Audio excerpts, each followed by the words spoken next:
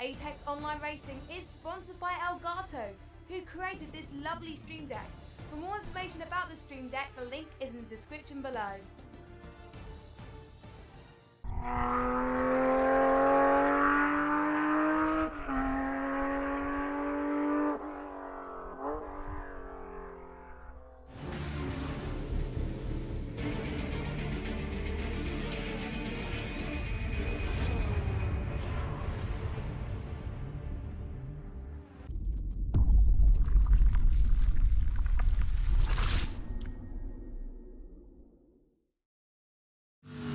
Hello, good evening and welcome back to AOR stream for Project Cars 2.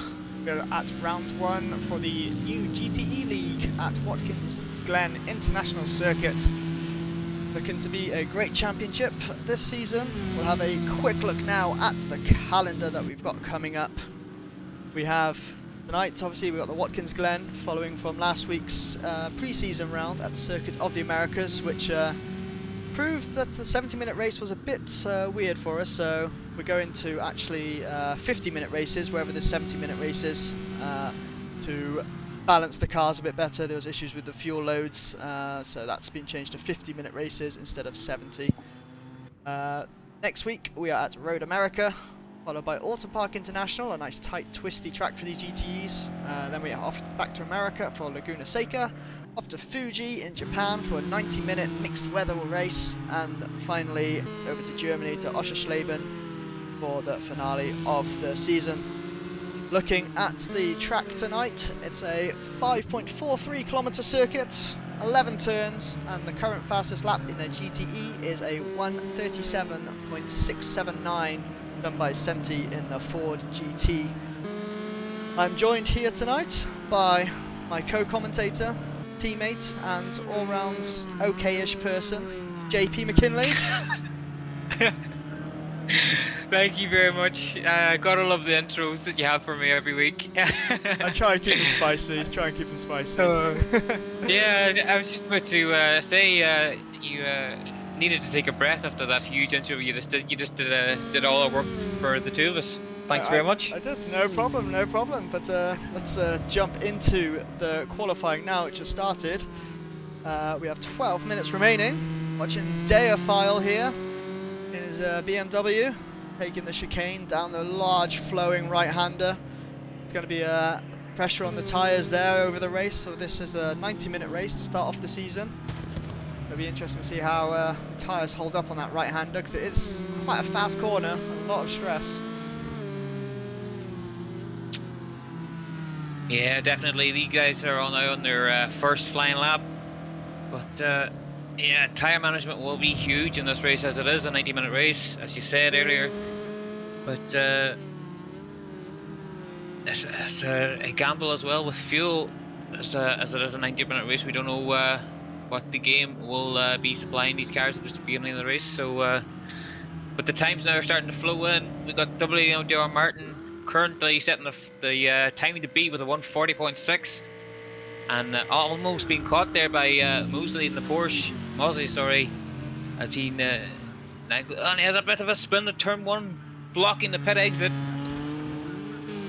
Can he get it turned around again? He needs to be careful. He could cause a bit of a there's about 4 cars coming here. Needs to be careful. Needs to just be patient and wait for these guys to pass before he gets going again. Yeah, he's off going now. It's good patience there by Mosley to get it back going again. Could have returned to pits, but chose to carry on. Hopefully the tyres aren't too flattened from that spin there. We'll see if he manages to improve on his time of a 140.8.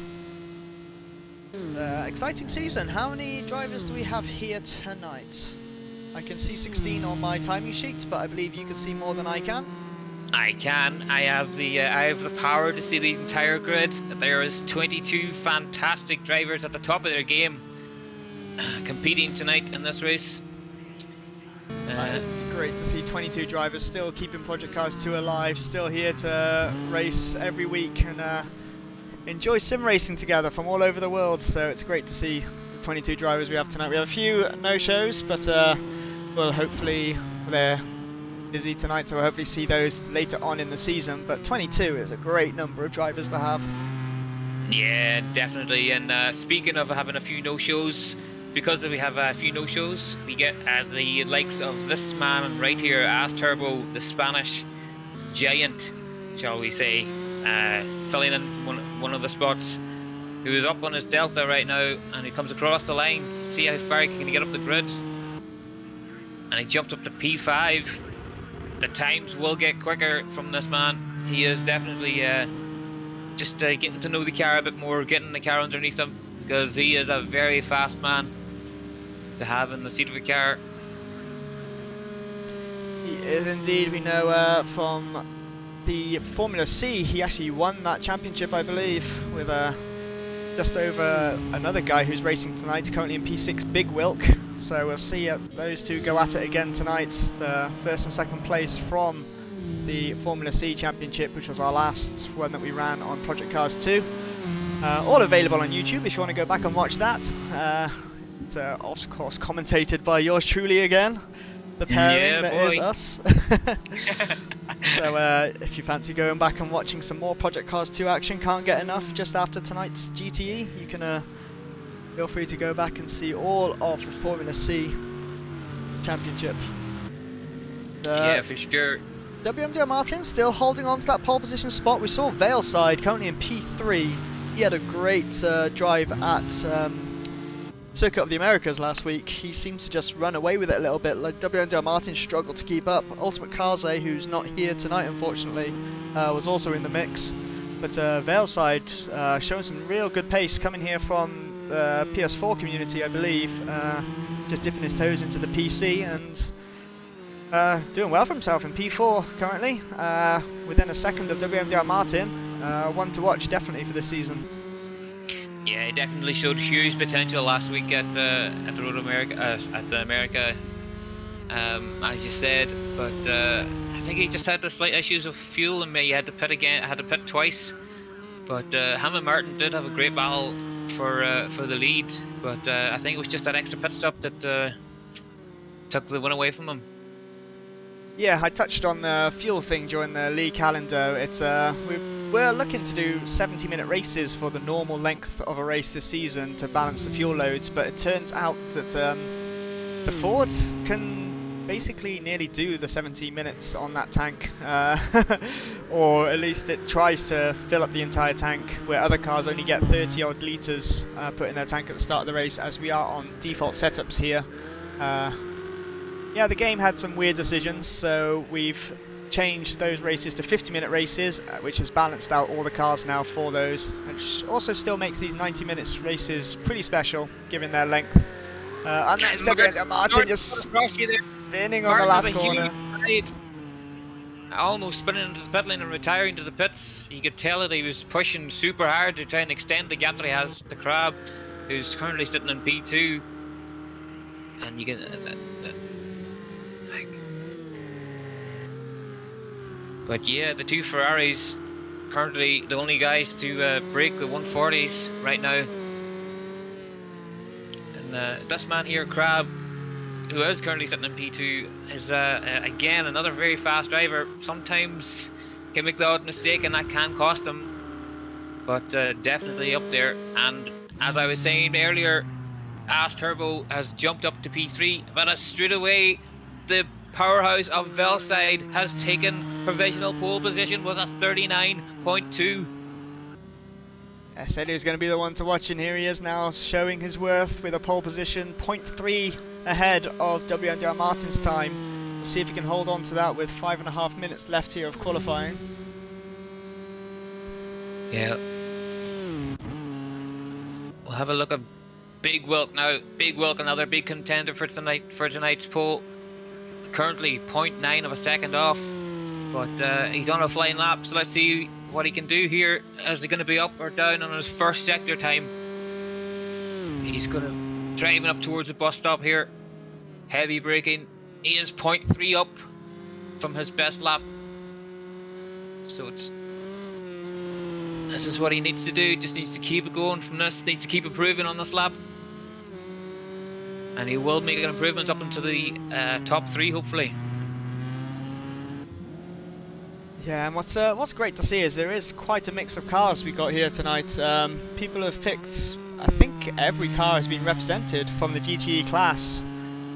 So it's great to see people not all sticking to one car. I think the Ford is probably the most popular one, but we still have people that are picking the Porsche and the BMW and the Chevrolet and the Ferrari and the Aston Martin, all getting driven here. So it's great to see everyone, and the BMW. Let's not forget the BMW. They're all represented here tonight. So it's great to see the GTE doing what it's meant to do and balance cars and make it so we can have great racing across a good mix. And Velside has just improved his lap. He is almost into the 38s. But what can Big Wilk? Where can Big Wilk go with this lap?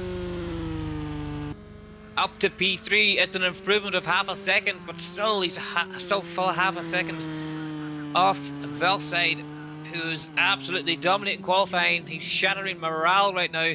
The guys are going to be looking at that time and thinking, is it possible to beat right now? But if Velside can do it, I'm sure the rest of them can. Martin, who's currently out in P2, is still a half a second down. But I do believe now just coming into turn 8 now, known as the heel. Last couple of corners back onto the national circuit part with this turn 9. It's a bit of a weird corner. It's uphill, a bit off camber as you come off it as well, so can be a bit tricky. There's a bit of run off, but then there's also a barrier straight after the curbing, so drivers do have to be careful coming out of that corner. Come down now through turn 10 into the final corner of turn 11. Oh, and there's a car off in front. Luckily it seemed like it was out of the way, so I don't think it would have impeded with Martin's time. With that window wiper, his signature move, flapping away there. And he stays in P2, didn't seem to improve there. No, I think that was actually an invalidated lap as he gets a bit squirmy on the exit of turn 1, but he now needs to drive up the hill. You've got to carry as much speed out of turn 1 and carry it up to turn 2, 3 and 4, because it's all flat out and it all affects you up into the bus stop up here. If you get turn 1 wrong, it really does affect you the whole way up this straight. Yeah, it's arguably the most important corner of the whole track, given the amount of time you spend on the throttle afterwards. You say it's flat out for the whole first sector after turn 1, till that bus stop. But on this is just where the international circuit starts, coming down into turn 6, out towards turn 7, and hairpin. A bit of banking on this corner as well helps you around.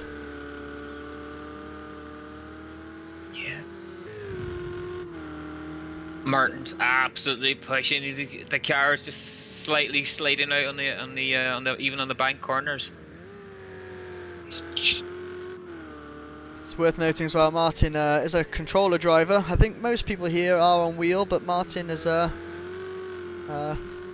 firmly in the camp of driving with a controller. He does have a wheel, but he feels he's slow with that, so he just carries on driving on controller because he's not as quick on the wheel. But we'll see now as he comes on the last corner onto the start-finish straight. Can he improve on his 139.5? Cross over the line, and it does not look like an improvement, just down by 4 thousandths, but he has one more lap to go now with just a minute left of this qualifying session. We'll see if he can get any gains on that time. Velside sitting in the pits, so no improvement by our pole sitter currently. Yeah, I don't think Velside thinks he can improve, but we'll have a look at some of the other big guys in the top 5. Big Wilk now, he's sitting in P3. He's on a flying lap. Where will this lap put him? Can he challenge pole position? It looks fast from the last couple of corners.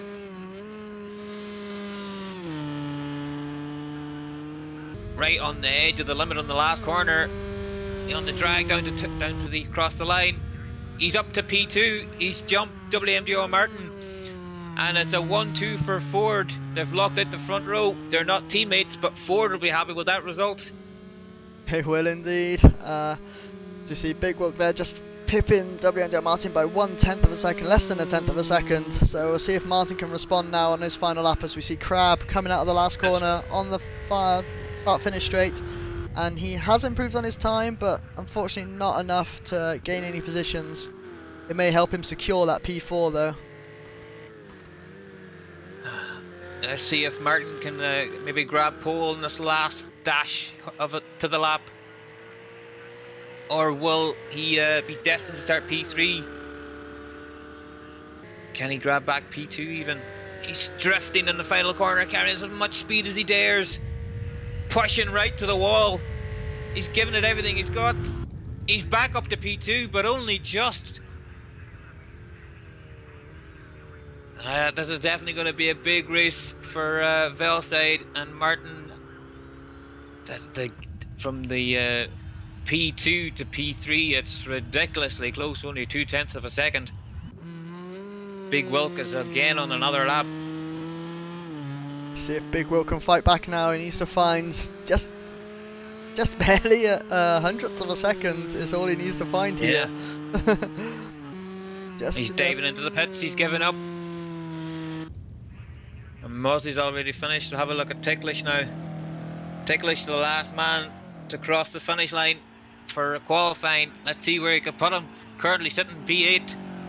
Yeah, one of the few drivers representing BMW here tonight. I believe it's just himself and Deophile, his teammates, here for BMW. Comes out of that last corner, heading towards the line now, sitting in P8. Will he improve? Does not look like he did. Well, qualifying is over. We have currently got a Ford on pole with Velside and Martin taking P2 in the Ferrari. Big Wilk in P3 in the Ford, and a Crab in P4 in the Ferrari. It's Mozzie in P5 in the Porsche, and then we got Ass Turbo, one of the stand-in drivers, in the Ford in P6, and in P7 we got Boyce Grander in the Aston Martin. We got Ticklish Picklewickle in P8 in the BMW, and his teammate in P9 of Deophile. And then in P10, we got GC Raider in the Corvette. Lord I don't know in the Ford in P11. We've got Kerwinick. I guess he was very fast in qualifying last week out, but only managed in 12th this week. And we've got 87 and 3, aka Stefan Carey, in P13. 14, we have Exos in the Porsche. In 15th, we got Paul, one of the Buruda boys, in P15. In P16, we got Keyboard Blondie in the Ferrari. In P17, we got Deeprika in the Ford. Close enough. Deepak Raj, I think, is how that goes. Deepak Raj. I do apologise. In P18 we got Nilla in the one of the Aston Martins. P19 we got JJ in the other Aston Martin. P20 we've got Captain in one of the Fords. P21 we've got Balra in the Ford, and we got GA89 in the Porsche. So that's the grid, but it does seem that the Aston Martins and some of the Porsches are struggling here today. Not really sure why, but I guess it's just a Ferrari or Ford track. Yeah, it seems like whether it's the faster drivers have picked the faster car, or whether it's that the Ford and Ferraris are just a better car here at Watkins Glen. We will be doing a rolling start, so it's a manual rolling start, so we'll see the lights go green. The cars will slowly start to peel off, and we'll do a normal formation lap, as you may see in other series, such as like ACC. We just do the rolling start. And we'll get back round to the start line, and it's up to Valeside then when we're on the grids to decide when he puts his foot down to begin the race. So as we begin this formation lap, from that qualifying and from Kota, you gotta be thinking Valeside's got a good chance of taking this round one. Yeah, definitely. When you see someone set a pole time that's what was, I think at the time when he set that pole time it was half a second, but I don't think that's what it was at the finish. It's about 4.5 tenths or so by the end of it. Yeah. Yeah, it's still a huge gap over one lap, especially when you see that we've got 56 laps to go. Like if he can do that every lap, you know, in relative pace to what the rest of the guys are going to do, it's a big ask for the guys behind to keep up with him, basically. Not too sure how strong the slipstream is going to be around here, but it's a fairly fast track, so it could be a big advantage to Martin to just stay behind and play the strategy game. Yeah, and speaking about strategy, there is no mandatory pit stop, but given it's a 90-minute race, none of these cars can make it on a full tank of fuel. So we're going to have to see how these guys call this, when they want to pit, whether they pit early, pit late, pit just at the midpoint for tyres. You don't have to take tyres, they could stay on the same ones. Given its default setup as well, those tyres that they're given by the game may not be optimum for what the driver wants. I know some guys last time were switching them out for the soft tyres at Circuit of the Americas, as the game gave them hards, and they much prefer driving on those softs, even if they give them less time on the track before they start to go. But it's definitely something to keep an eye on, is how strategy will play out in this. Valeside could very much lose that advantage he has in pace by not picking the right strategy and not going for the right tyre choice.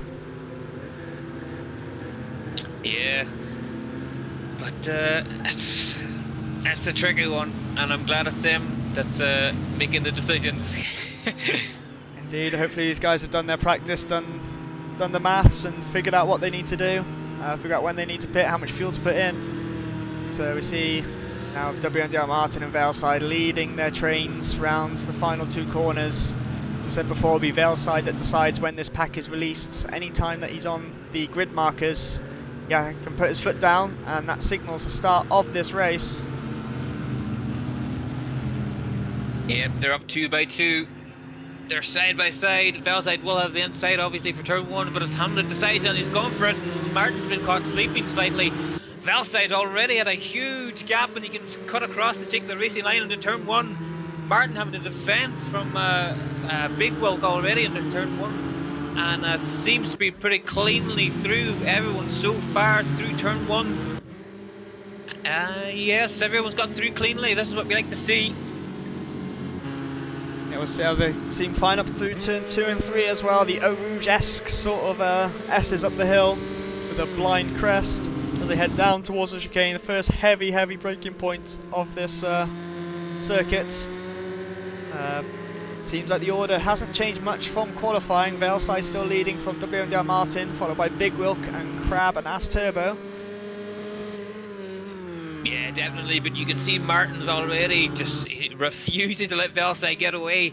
there's the two leaders have already pulled a slight gap on the on P3 of almost a second and a half. Yeah, I'm sure these guys just finding their rhythm, finding out how the car feels on this full fuel load, getting used to the new braking points compared to qualifying. May take a few laps to settle in, but Martin is, like you say, keeping up with Valeside right now, staying right on his tail for the first lap, not letting him get away at all. Hopefully that slipstream may make up that difference in pace that we saw in qualifying, and keep Martin in contention this race. Yeah, the wipers are on, and he's determined to keep Valeside in his sights and the crosshairs. Yeah, there's definitely something to be said for Martin here to just stay behind Valeside and not risk anything, just keep with him. Cause, I mean, I don't know. He's gonna have a look into turn one here. Martin's making Valeside work extremely hard. He's making Valeside look in his mirrors, and Valeside's had a bad exit out of turn one, and now Martin will have a drag race up to the bus stop. He will be in the slipstream. This is all flat out for the Ferrari. Valeside had a bit of a swapper coming out of turn one, and Martin will have the move. Valeside's already taken the defensive line into the bus stop. He's weaving up the straight. He's under pressure. Martin's making him work for this win. And that could have been a slight track cut there from Valeside, but we'll see how the game works it out.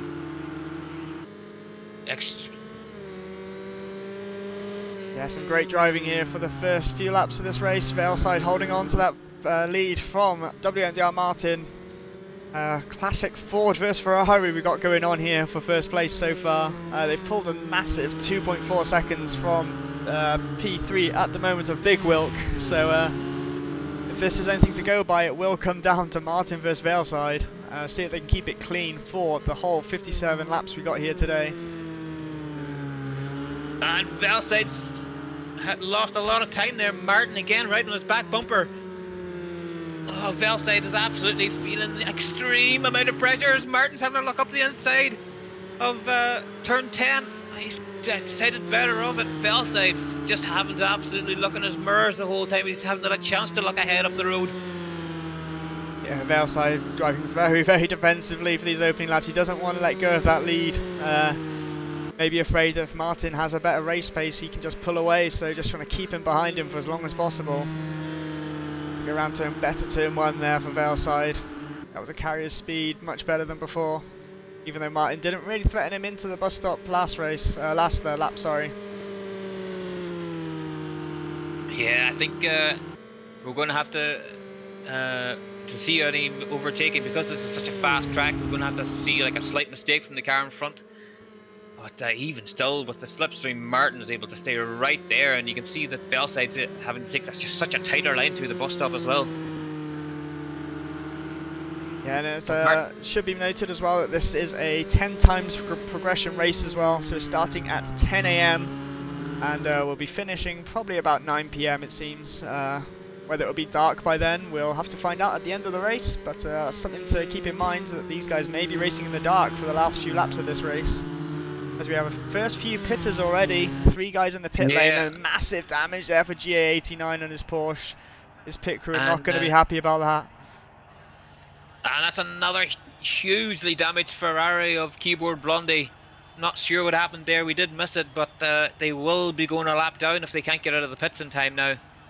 But we'll jump back to the battle for P3 with Crab having a bit of a moment coming out of turn 9. Yeah, Crab is a pretty aggressive driver, let's say, from what I've seen. He likes to really push the car as hard as he can. We'll see how that pays off for him in a 90-minute race, whether he can keep it together for 90 minutes and keep the tyres alive for 90 minutes is going to be the big thing here. Yeah, but we can see that Martin's last lap in P2 was a full second off Valeside, and now Valeside has got a second and 1.3 of a gap to Martin, as Martin must have made a mistake last lap, because you can see there the gap now that Martin has got to close again if he wants to challenge for this win. Yeah, and that's going to put Martin outside of that slipstream range, which is about 1 second. You're going to have to work pretty hard to pull that gap down. That seems to be expanding at the moment. Closing up to nearly 2 seconds now. Valeside just eking out a little bit of extra time here and there, just keep pulling away.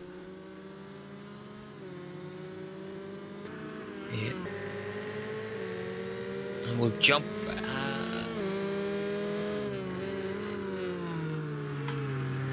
We'll jump down to watch Lord I don't know, who actually in the last week's practice race ran out of fuel at the very last corner. He'll be hoping that it doesn't happen today. But, sure, he'll add a few more litres in the P11. tank. Make Yeah. sure he doesn't run out this time. But he's up on his Delta and he's keeping up with Deofal in that BMW just ahead. Yeah, he's definitely catching the Crab there. Sorry, Crab must have made a mistake because he's now dropped down to P10 just ahead of Lord I don't know. So unfortunate for Crab. I believe that was in turn 8, the right hander as he go up the hill. But that's dropped him a few positions now. More work for him to do to get up the order again. Yeah, he was sitting P4. It's Lord I don't know, scripts the wall in P11, absolutely pushing to the max, trying to catch these guys in front. Yeah, hopefully that's not too much damage on this car and he can still keep going without needing to repair. Seemed like it would just be bodywork there, so he should be fine. But Crab now, as you say, dropped down to P10. His last lap was a 1:55, so losing a huge chunk of time, nearly 15 seconds compared to the other guy's lap in the top 10. And Deofal putting a bit of pressure under GC Raider onto the bus stop. A Crab as right on Deofal now. Crab carrying the tighter line around that right-hander. Crab will be looking to make up for the mistake that he made and try and regain the top 3 as Crab makes another mistake. And is he in the wall? No, he's managed to stay out of the wall somehow, but he's lost a huge amount of time now to Deofal again with that mistake. I was saying before, Crab, a very aggressive driver. Sometimes it just doesn't pay off for him, and yeah, it seems like he's just losing more time than he's gaining right now. As Stephen Carey is in the pit lane. Stefan Carey is in the pit lane with a huge crash and a lot of damage. I'm not sure if that amount of fuel will take him to the end or not, but yeah, I haven't done the calculations. It's all action right now. We don't have the AWS fuel pit stop graphic to bring up, unfortunately. I'm not sure how long a tank of fuel will last here. Yeah, Boyish Grinder now taking sitting in P6, turning P1, trying to hunt down Mozzie in P5. I imagine it's going to be about half hour into the race when the pit window opens. I believe these cars are about an hour worth of fuel in them, so on a full tank. So probably about lap 20 we may start seeing some pit stops for scheduled pit stops at least. Yeah.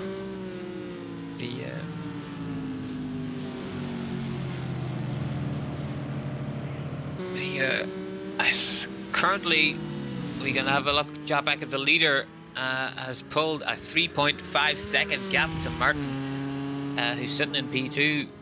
Velside, look at the times. The times he's currently setting was at 39.6. The guys in qualifying couldn't reach that times, and he's on a full tank of fuel.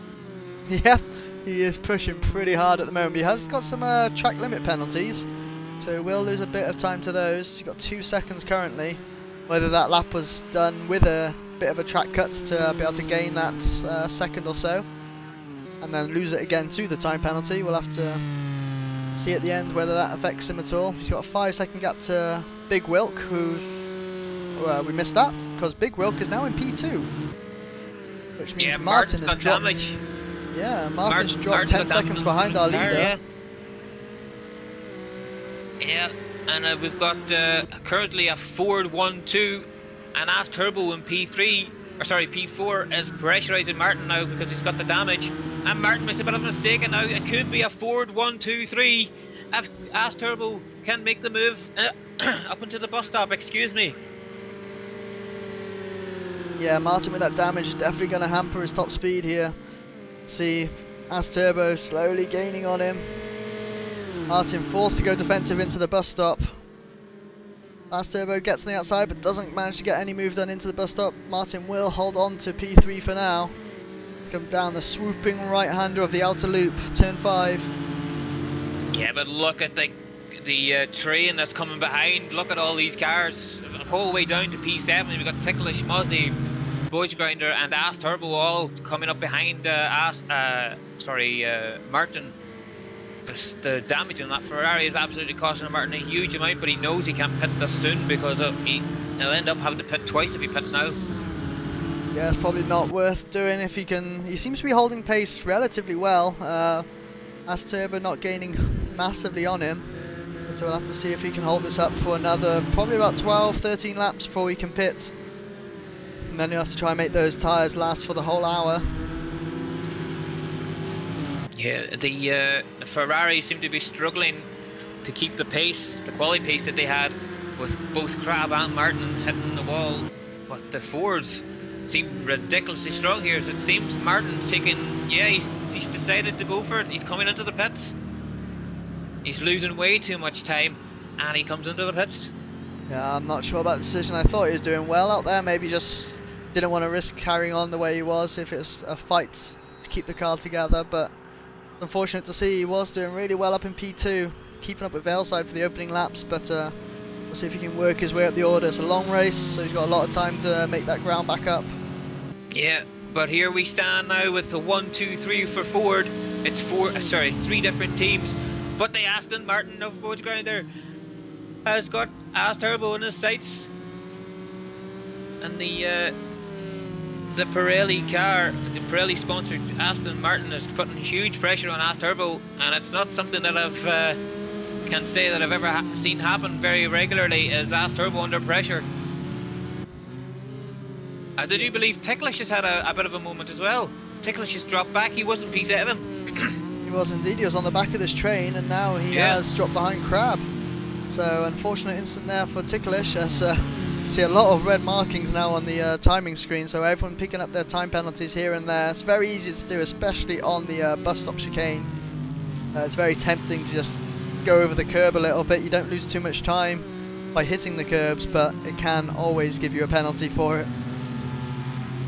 Yeah, another big spot is the at turn 1, when you if you run slightly wide at turn 1 on the exit, and if you don't lift to tell the game that you didn't gain time, the exit time penalty is going to be pretty big. But again, if you do lift, if you decide to lift, then it's going to affect you the whole way up to the bus stop. So you're damned if you do, you're damned if you don't. But back to the action. Ass Turbo having a bit of a moment on the entry on the apex there of turn 1, just about gathering it together, and Boys Grinder now is right on his bumper. I don't think he could be any closer up through the S6 up the hill.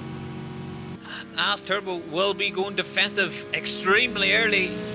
He's going to say to Boys Grinder, if you want to go past, you're going to have to go around the outside, and it's not really an overtaking move around the outside of into the entry of the bus stop. Ass Turbo knows his racing very well. Yeah, some great defensive driving there, made it known early that he was going to the inside, but Boys Grinder going to look a bit towards the outside now of turn 6, but no dice there, going to keep right on the tail here of Ass Turbo. Ass Turbo having to look in his mirrors quite a lot here to keep it going. I'm sorry to say, but something's happened with the lead. I think Velside's had a bit of a moment, because he's dropped back. His last lap was a 48.8, and Big Wilk has taken the lead of the race. Has indeed, so unfortunately we missed that, but there wasn't much action with Valeside up in front. We thought he was going to be home and dry the way he was racing, but looks like Big Wilk's taken advantage of the mistake by Valeside and is now the leader of this race, so a first leader change. We'll see what Big Wilk can do now, whether he can keep Valeside behind him now that he has some advantage over him.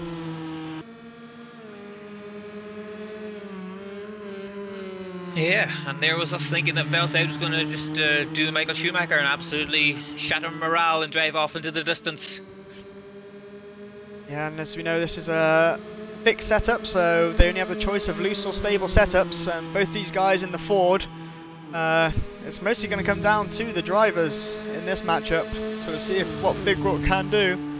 Obviously, he came second in our Formula C, so he's definitely got the pace and got the ability to win races. But we'll see now. Valeside putting a lot of pressure down the inside of turn 5 goes Valeside So Big Wheel getting a poor exit out of the bus stop, and Velside taking advantage of that immediately to regain that lead. Yeah, it's the change of the lead that we missed a couple of laps ago, but we've got it back now. Velside back in the lead. It's still a 1-2-3 for Ford. It's a great advertisement for them right now. As Bosch fans though in P4 are still putting a huge amount of pressure under AS Turbo. Yeah, both drivers doing a great job here. It's good to see the different machinery as well, being able to compete with each other. As I said before, every manufacturer is represented here in GTE, which is a great thing to see. All 6 cars have been chosen for this championship. See now if there's, the Aston Martin can put any pressure onto that Ferrari ahead, or the Ford ahead, sorry.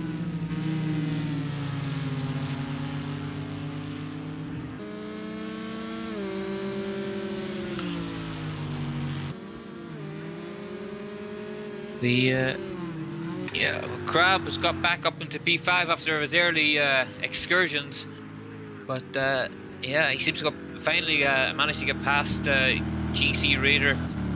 But yeah, Crab still a bit of work to do to make up for his earlier discretions. He was sitting P4, and he's got a bit of a gap. Yeah, he's still only 13 seconds off the leader, which in real terms is not that much, especially when it comes to pit stops. If people either mess up their entry or take on more fuel than they need to, that 13 seconds is definitely doable, especially with so many laps left in this race. So yeah, and it's not counting out anytime soon. Especially seeing as even the leader Velside earlier on had a bit of a moment and lost a lot of time. So I mean, we're only 11 laps into the race, so anything could happen. As Mozzie is now in the pits. Oh, and that car's absolutely destroyed. He was going so well as well. He was in the top 6. That's unfortunate as well for Mozzie, with a bit of a ruined Porsche there. Team having to work hard to get it fixed, and at least on my screen the car's still damaged, but I like to think that he got that repaired. Yeah. But it's just Project Cars 2 things. Yeah, it was pretty damaged on my screen as well. But look at this Aston Martin putting huge pressure on the Ford. Yeah, Bosch fans not giving this up at all. Keeping right on the bumper there of AS Turbo, looking to the inside of turn 1, but diving back to the outside. Just making AS Turbo look in his mirrors into the braking zone. But AS Turbo, seasoned driver, he's unfazed, and he's still keeping that lead over Bosch Grinder. Yeah, Bosch Grinder making AS Turbo, just trying to distract him a bit on the straights. You can just tell like how strong the Aston seems to be in the straights here. You can stay right with him, but just there's so little spots where you could like overtake because this track is so fast. But again, the Aston Martin having a lock on around the inside, but AS Turbo closing the door.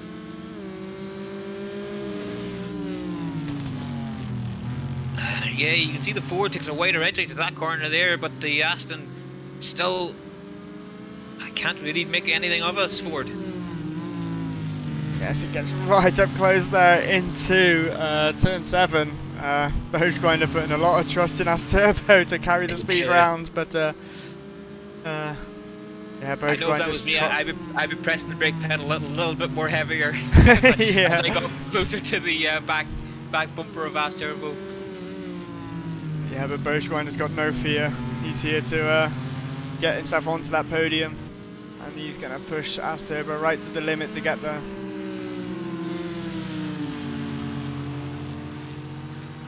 We've got back markers ahead as well, which could play into this, but they are pulling over, allowing these guys to continue battling with a very damaged Porsche there. I believe that might still be Mozzie. Yeah, it looks like Mozzie. Bosch fans looking on the inside now, got under braking, he gets him onto the apex, but now we've got to try and keep that. He gets a poor exit, so AS Turbo may be able to fight back as it goes side by side up through the SS section, but Bosch Grinder still keeping that lead over AS Turbo. So run down to the chicane now. I don't think AS Turbo is going to close that gap. They seem similarly paced at the moment, so great move into turn 1 there by Bosch Grinder. That puts him into that P3 spot, and let's see now if he can pull the gap. Was he being held up by Asto as he gets drifting round the bus stop, but he holds it together. But yeah, coming out of the final corner, he just got that bit of a extra drive that Ass Turbo was lacking. Maybe Ass Turbo was slightly distracted with the back marker, but nevertheless, a fantastic move into turn 1 to get the move done to get onto the podium. Fantastic stuff from Boach Grinder.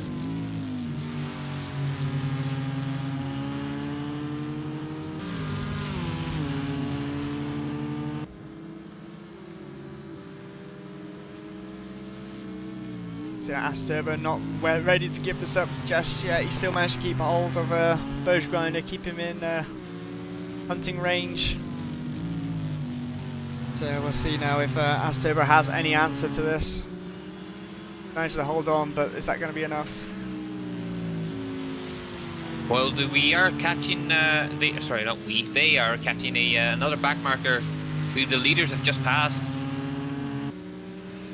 Unless that back marker can cause a bit of controversy and back these two up into each other again, you can see the Boach Grinder is already starting to pull a little gap. It's not much, but it's just enough to keep a bit of breathing room between him and the Spaniard. But we'll jump now to P12 and WMDR Martin, who still looks to have a damaged Ferrari, has finally caught up to Exus in the Porsche and they're now battling for P11. But we're not sure if Martin's going to the end, but I don't think so. I don't believe Pretty the sure fuel tank can really make that. But we could be wrong. Maybe it's I thought the point of bringing the races down to 50 minutes is so that everyone can make it on a full tank. So I believe it's going to be somewhere between 50 and 70 minutes that a full tank will last. But I could be mistaken. Maybe the Ferrari is one that can go for what will be probably about an hour, 20 minutes, hour 15 minutes from his pit stop to the end. We'll have to wait and see. Yeah, one thing I do know is that the Velside has just pulled about a second of a gap in the last 2 laps on Big Wilk. So unless something unnecessary happens, the Velside will be taking the win, as the gap is just lap after lap extending, as he puts another second into Big Wilk there on this lap. Yeah, we did see that Velside's not immune to mistakes though, and also not immune to picking up time penalties, which could make all the difference come the end of this race. Speaking of time penalties, have a quick look now, 3 seconds. So if the race ended now, Big Wilk would actually win the race. That's all he needs to do is keep within that 3-second difference.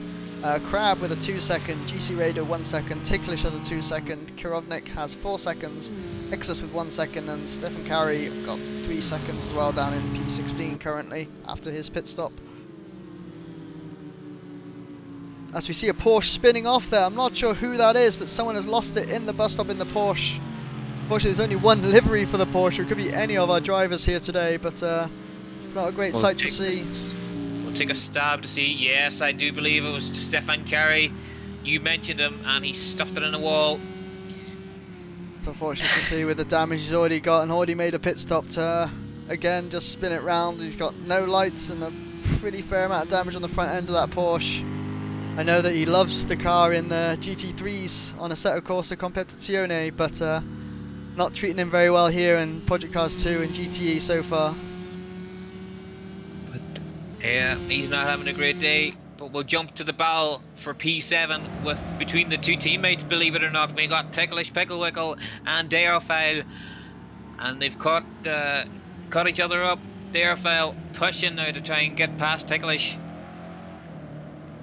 The gap down to 0.7 of a second. Yeah, Ticklish will. Sorry, go ahead. I was going to say, I wonder if these guys are going to work together to try and catch the car ahead. GC Raider, they're only 5 seconds off, so maybe they'll play the smart game, just not make any moves on each other and just work on laps and try and gain some time up to that P6 position. Yeah, it's an option, but I mean, it would be the smart thing to do, because it is race 1 and you need to kind of bag some points to try and figure out where you are going to be battling in the championship.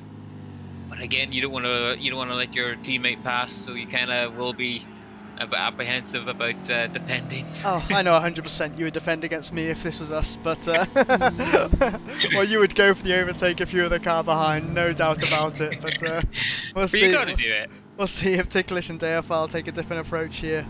But it does seem like Deofile's actually dropping off from Ticklish. It may not even be an option for him to make any moves. There's a 1.5 second gap now that Ticklish has pulled away. Yeah. Deofile's last lap was a 1:44 compared to Ticklish's 1:41.9. I know earlier in the race when Ticklish was he made a mistake and dropped into P10. That's how Deofile actually got past. So maybe we just missed the pass that Ticklish just made on Deofile, and that's why they were so close together. Because yeah, the gap that Ticklish has now is growing, just in the last couple of corners. But they are meeting the back marker right now, so we'll have a look to see if how Ticklish manages this back marker. It's one of our broken Porsches. I believe it may be Stefan Carey, the way the damage is. I think it's the same that I saw before. But back markers have been pretty good here in Project Cars 2 and in AOR especially. They do tend to move out the way as opposed to almost fight you to stay ahead, but they will yield to the faster cars. Which, it's quite a nice thing to see. You know, it saves the effort or the incidents that could occur. But we jump into As Turbo now in P4. Yeah. Still keeping on to Boj Grinder. These guys very similarly paced. A great battle going on between the Ford and the Aston Martin. Yeah, it's a shame that As Turbo wasn't good as a full-time driver, because I could see these two having a huge battle all season long. But I don't know, maybe if things are a bit different later in the season, we can make him a full-time driver. But that's not really my decision. It's just wishful hoping. But yeah, the battle for P3 even. These two are very close on pace. They only separated by about 2 hundredths of a second the last lap. Yeah, it's a great thing to see, having a really close battle here. We saw in the Formula C had some amazing close racing. So it's good to see that it's translated here to GTE as well. As they're keeping it within half a second of each other here for the past maybe 8-9 laps that we've been monitoring them. No one giving up an inch. Yeah, and that car in front, I do believe, is the Aston Martin of Nils. It is, and it's a bit battered and bruised looking as he makes the climb up turn 2 and 3. But he will have to make way for the P3 and P4 of Boj Grinder and As Turbo. Let's see how cleanly it happens. Be able to do it here on the straight down towards the hairpin, the chicane, sorry. But will he block As Turbo? No, he doesn't. He managed to get it out of the way, which is great. Very respectful driving. Yeah, allows this battle to continue. Didn't really affect Neela's lap too badly. We'll jump back to this battle in a little bit. We'll jump to the battle for P9 as Kerwinek and the Porsche, one of the last surviving Porsches. It does look a little bit damaged, but it seems a lot better state than the others, as trying to hunt down Pole and the Ford, who is actually, I think, yeah, he's missing a right headlight. But yeah, Kerwinek right now is 0.2 of a second up on his fastest lap. Definitely trying to push to catch Pole. Yeah, may have slowly got to grips. I know a lot of these drivers do race in ACC as well, and making the jump between the two games can be quite jarring in the way they control, the way the cars handle. It's a very different handling model, so it may take 20 or so laps for these guys to settle into Project Cars 2 physics and figure out how to drive these things. But Kerwinek doing a great job here, chasing down Pole. No pressure from behind, is 8 seconds down to WMDR Martin behind him, so he can focus eyes forward and just try and make up positions now, try and improve on that P10. Something that you just said has made me very, very sad. You just said that these guys only need about 20 laps to get back into the pace that they have. Whereas I've never been at their pace, and I have about 800 hours on Project Cars 2. It's, that is a thing indeed. Yeah, I don't think either of us are at these guys' pace most of the time. It's a huge ask to be as fast as these guys, and that's why much rather I get way more enjoyment out of over commentating over them than actually racing with them, because I am pretty much just always in their way. But yeah, so Martin right now in P11, making his way back up through the field after his initial pit stop. So slowly hunting down Kiermanick in P10. So that will be a battle soon. He made an inroad of him of 1.3 seconds faster than him in the last lap. So yeah, Martin slowly on the hunt back into the top 10. Yeah, I can think the plus side, I guess, to Martin is the fact that if he needs to take the second pit stop, he can just rip through these tyres and just push as hard as he wants on these tyres. He's not doing mid 141s and seems to be similar pace to what other guys are doing further up the field, but I'd expect Martin to be pushing harder given the fact that he needs to pit twice, unless his plan is to not take tyres and just do a splash and dash for his second stop. Yeah, I just want to keep an eye on the battle for P3, because the timing is incredibly close no matter when you look at it, and I do not want to miss this battle. So as much as I want to watch as much as the other cars on the grid, this is a battle this is the closest thing we have on track right now, and they've been going at it for literally the last 10 laps, and it's really close. The As Turbo is refusing to give up this podium spot. He wants to have the 4, the 1, 2, 3. He wants to prove that he should be a full-time driver. He is indeed, and he's obviously definitely deserves to be, given his performance in the Formula C, winning that championship. Just unfortunately it's done by sign-up dates, so he's signed up later than everyone else, so he's on that reserve list. Hopefully he can make himself a full-time driver soon though, if enough people either drop out or manage to just find his way onto the grid. Yeah, it really is first come, first served. So if you fancy racing these guys, and if you think you can put up a challenge, I mean, you don't have to be as even if you're not as fast as our race leader right now, Velside, who has how great is that there? You click on the leader and he's choosing to come into the pits. So yeah, timing. This is Velside. Velside's decided to pit. He wasn't under any pressure from P2, so I guess this confirms that the pit window is officially open. Yep, it's end of lap 21, start of lap 22, which is about what I said. So I believe it is that hour mark is how long these guys can last. We'll see what position he comes out, whether it's in any traffic at all, whether he can make quick work of that traffic when he comes out too, to maintain that lead. Well, we'll just see how much where Martin is on the track, because Martin was P2 even though he did have a spin. Let's see how much time Martin lost to him. Velside's still sitting stationary in the pits. Velside's dropped down to P8 now, so Martin coming around the last corner now. Velside's still stationary in the pits. It's hard to know what their pit strategies have been, whether Martin took fuel or whether he took tyres, just fixed the damage, and obviously what Velside's doing, whether he's taking the full load of fuel. Velside's only leaving the pits now, so if Martin can keep going as he's going and try not to be held up by the cars in front, he could still try and gain something back from this race. It's not all over for Martin just yet.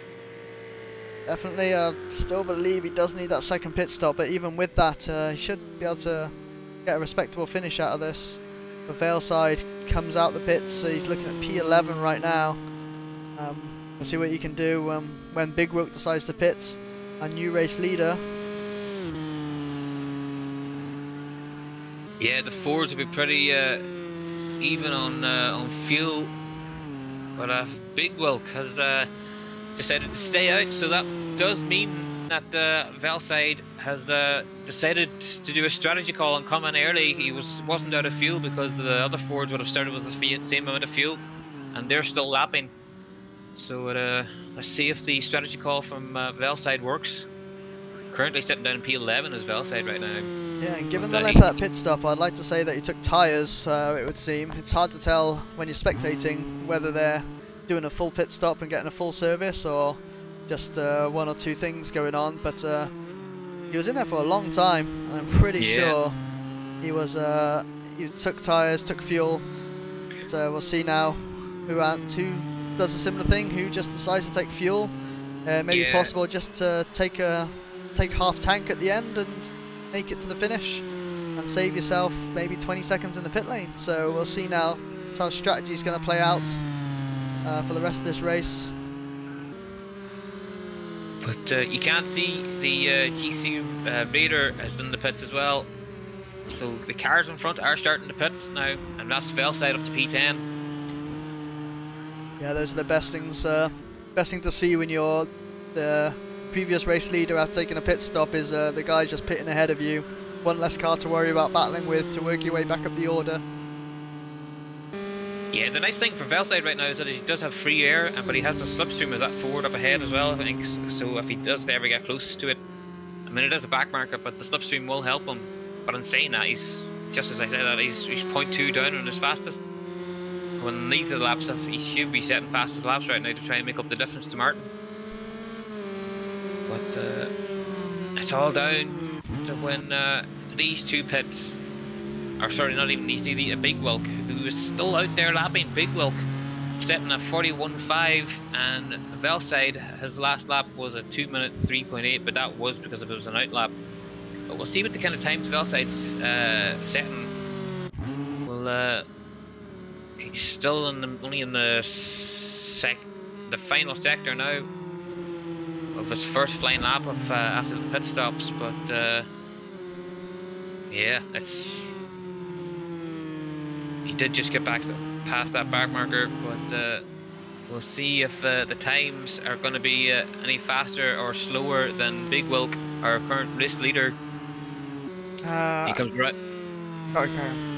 He comes round the final corner. Let's have a look at the times. We need to know if he's catching Big Wilk or setting the same times.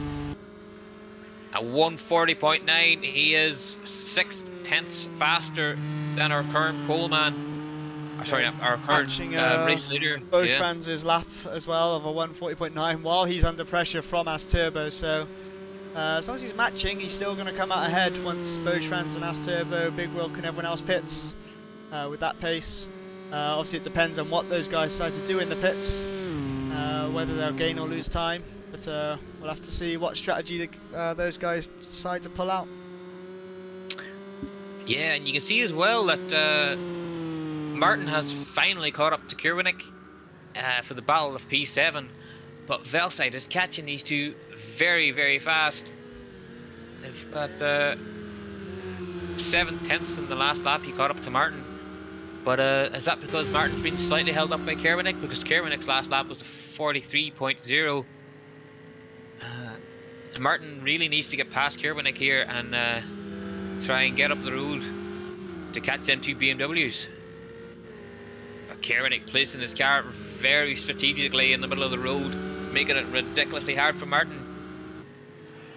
Yeah, as they come into turn 10 now. These two guys would have battled back in the GT3 days of Project Cars 2 as well, when AOR did GT3 racing here. But it looks like Kirovnik's taking, is that the inside line for the pit lane? It is. Kirovnik taking to the pits, deciding to release WMDR Martin now. I'm sure Martin would be glad to see that happen. Doesn't have to work for that position. Just gets to put his head down now and chase down Deofal ahead, and hopefully keep a distance to Velside behind, who's now just under 6 seconds behind him. Yeah, this battle has a very damaged looking Aston Martin in front of Bruce Grinder as he goes off the road to let P2 and P3 past. But that's I'm not really sure who that is, but we'll have a look later in the race to see if we can find out that Aston Martin. I think it is. It is. That's a very damaged Aston Martin. But, looks very clean on mine, so I don't know whose screen has it wrong. As As Turbo takes a very late decision to come into the pits, Big Wilk comes into the pits. Yeah, I think he decided he wanted to go when the leader went, because Big Wilk is in the pits, and you can just tell at the top of the screen that Ass Turbo cut across the pit entry line to make a very late decision to come into the pits. But currently now Bo's Grinder is your race leader, but he's got no pressure from behind, but he doesn't have a slipstream either. But he will be doing his best to try and just set really quick times to try and gain some inroads on the top two. Yeah, I wonder if Asturbo did that so that Grinder couldn't respond ahead and dive into the pits ahead of him. Asturbo waiting for the very last second to pull over and get into that pit lane, forcing fans to stay out for another lap at least, and hopefully try and get the undercut going. Yeah, we'll have a look. Fellside has got past Ass Turbo. So Ass Turbo out of the pits now, coming down the pit exit. Back on track, back up to speed. But just behind Velside. And where's Velside on track? It's only 5 seconds down on Velside, so shorter pit stop there for Asturbo, gained himself quite a bit of time on Velside. Again, looking at Velside's pit stop there, he was there for quite a long time. Whether he had damage that was repaired as well at the same time that we didn't see, but yeah, Velside's pit stop there for quite a while. Asturbo was quite far down, but what's going to be very interesting to see is when with Big Wilk, because Big Wilk's currently ahead of Velside. Obviously Big Wilk pitted at the same time as Asturbo, so Big Wilk is now our effective race leader after pit stops with a 3.6 second lead over Velside. So there we go, Big Wilk getting it done in the pit lane, getting that leader again, and let's see what we can do during the closing stage of this race as we near the halfway point. Yeah, I do believe that one of the reasons that Velside must have had a longer pit stop is because, do you remember early in the race he lost about 10 seconds and he dropped back behind Big Wilk and then had to pass back Big Wilk for the race lead. So maybe he actually, when he went off, he had a bit of damage, maybe had a wall or something, and just had to get it fixed there. Yeah, definitely could be the case, but as you see, he's now behind Big Wilk, and it's all Big Wilk has a chance to defend against him now, and hopefully do a better job than what happened last time, allowing him on the inside of the fast right-hander after the bus stop. I'm sure Big Wilk won't be leaving that door open again. It's such a shame that our WMDR Martin, currently in P5, he may have to. I know you're saying that he will have to pit again, but I'm kind of hoping he doesn't, because this is a great battle for the lead. If these guys can keep it going with P5, P6, P7 and P8, Martin, Big Wilk, Velside and Ass Turbo, and our current race leader, and he was yet to pit. It's incredibly close if they can keep it all together.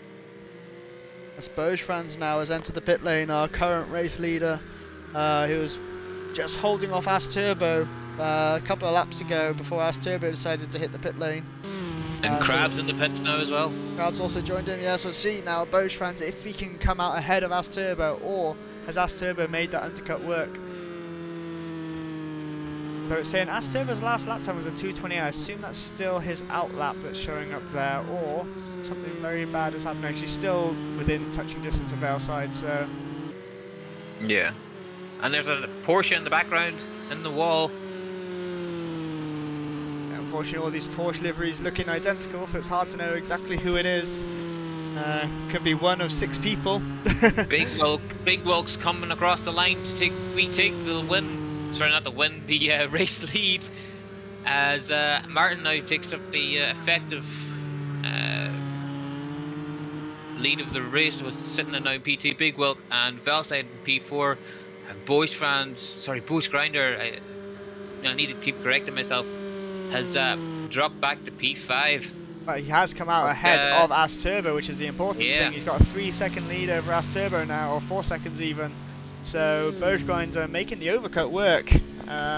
So great job there. He'll be on fresher tyres now as well. So if these guys are similar paced, hopefully Grinder can just keep this gap and then not have to drive looking in his mirrors for the remainder of this race. And we'll drop back to JJ and Kierwinik the battle for P10 right now. The Aston Martin and the Porsche going at it, but just as I say that, JJ has decided to take the pit entry lane and to go for his well, it's not a mandatory pit, but he needs it for fuel. And that will mean Pole will jump up to P11. I wonder now what's Velside thinking right now. He's going to be under a huge amount of pressure because he knows he's got to catch and pass Big Wilk. He has been gaining pretty swiftly. Like Big Wilk's last lap was a 42.2 compared to Velside's 40.5. So Velside definitely putting a lot of time into Big Wilk. It's just whether Big Wilk can hold on to that lead when he eventually gets close enough to him. How's Big Wilk's defending game? We're going to find out very shortly here as Velside brings it near a second now, that gap.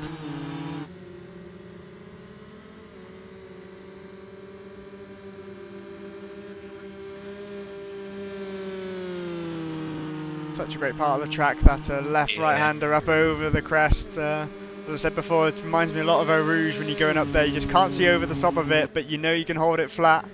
It's not as on the edge as Eau Rouge is, but it does narrow at the top of that hill with the barriers getting very close to you on either side. So it can still be quite scary going up through there. Yeah, if you're slightly offline, then you will be having a bad day.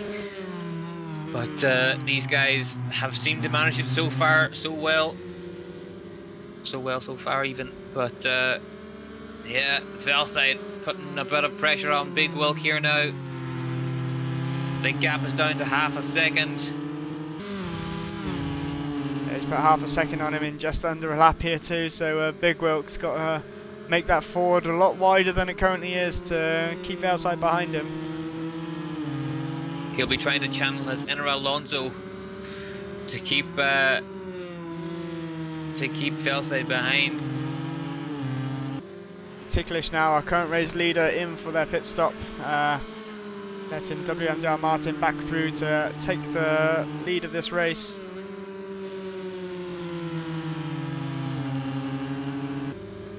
Just trying to remember who's actually taking our pit stop. Unfortunately, there's no graphic in here to keep track of who's taken pit stop and who hasn't, but I believe the majority of our top 10 have now taken their pit stops. So we are, apart from WMDR Martin, who probably needs to pit one more time, given when he pitted. This is our race order, and the gaps are pretty consistent with where this race is going to go, and set us up for a great second half of this race. Yeah, and Big Wilk, sorry, already thinking about defending, but realising that Velside isn't close enough to have a move, but now he is. He's going to have another, it's like a carbon copy of the move that he made to grab back the lead, but he's just slightly too far behind, and Big Wilk having a bit of a lucky exit there to carry more speed around the exit of turn 5. But Velside right on him, and he's already making Big Wilk look on the mirrors. Yeah, Big Wilk carrying a lot of speed around the outside of that long right-hander to stay ahead of Velside, not let it happen again. But Velside looking towards the inside, but tucks back in again onto the racing line. Big Wilk under a huge amount of pressure here. He knows that Velside is the faster driver on a clear track, but it's up to Big Wilk to make Velside work for it here. Keep him behind for as long as possible, hold him up, and hopefully stay within that distance, because Big Wilk has not got any track limit penalties yet. I'm not sure what Velside is up to. I'll have a look at that after turn 1. We don't want to miss any of the action, but it seemed Velside just having a little luck, not just making Big Wilk look. But Big Wilk's having a bit of a bad exit there, and Velside's going to be right in the slipstream. I did say we're going to look at the timing penalties, but we'll have to wait till after the bus stop now. As Velside is in the slipstream, he's gaining and gaining and gaining on Big Wilk. Big Wilk is holding in the middle of the track. Velside is right in the slipstream, but he isn't going to be close enough into the bus stop. And maybe now we'll have time to have a look at the time penalties. As Big Wilk had a moment on the grass. And there is the pass for the P2. As Velside is a bit cleaner through the bus stop section.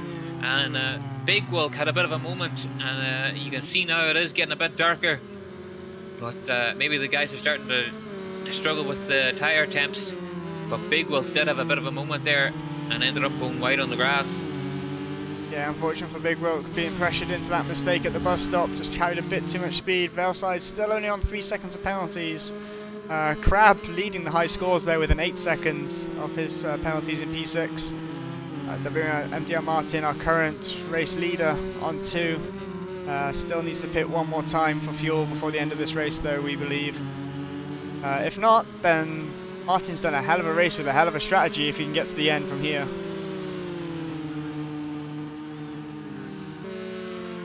See Neela entering the pit lane there in P16. Yeah, that'll be the Aston Martin, the Golf Aston Martin. But it's a pretty late pit stop. He's managed to let the manage the fuel pretty long in the race. I'm not sure what just happened. They just disconnected there? Or? I'm not quite sure, but we'll jump back to the action of Big Wilk and Velside, as Velside hasn't really managed to pull out much of a gap here to Big Wilk, as it's staying out 6.6 of a second. Yeah, definitely not as much as it has been in previous times when Velside's got ahead, so Big Wilk hopefully looking to hold on. Like I said, with that 3-second penalty that Velside has, that's all he needs to do is hold on to that 3-second gap to take the win in this race, but still a long way to go, just over halfway, a few laps just over halfway. And the timing boards have just lit up for Crab. He has currently just caught up to Ass Turbo in P6, and this battle will go to the end of the race, I'm pretty sure, because both these guys have pitted. And I know Crab does have a huge penalty, so it's maybe not worth Ass Turbo to battle him too hard, but again, Ass Turbo's a bit of a racer. He won't be letting people pass us. He will be wanting to keep them behind. Yeah, looking at the timings as well, I think Crab's previous lap was pretty slow, so whether he lost time and lost position to Ass Turbo, but I'm not entirely sure. I think in the last lap Crab got a time penalty, and that's why it said that there, but that makes sense, yeah. The 3-second time penalty would make sense. He's really catching Ass Turbo through the final sector, and Ass Turbo now is really struggling coming out of that last corner, and Crab is pushing and pushing and pushing, trying to get Ass Turbo as he has a look up the inside of turn 1. Crab has a little moment. Ass Turbo leaves him room. That's not a great idea. Ass Turbo is now. Crab takes the racing line up to turn 2 and turn 3 and gets P5. Ass Turbo drops to P6. Yeah, Crab showing that his aggressive driving can pay off sometimes, diving down that inside to take the apex away from Ass Turbo. Ass Turbo forced to leave the room, and Crab getting the move done to move himself up to P5. He's got a 5-second gap now to Bose Grinder ahead, and we'll see if Ass Turbo can hitch a ride with him, and we'll see if we can get a race again like we did before between Ass Turbo and Bose Grinder. With the pit stops is what forced the separation between them. They were nose to tail for basically the entire first half of this race until their pit stops. But Crab doing a great job getting to P5, even though he's got those penalties. It shouldn't drop him back too far. So far it'll just be the one position lost with the penalties he has. Yeah, jumping back to WMDR Martin, who's coming around the last corner now. His last lap was a 41.9. Velside was a 41.5, so he's lost 4 tenths in the last lap. Let's see what the gap is this lap.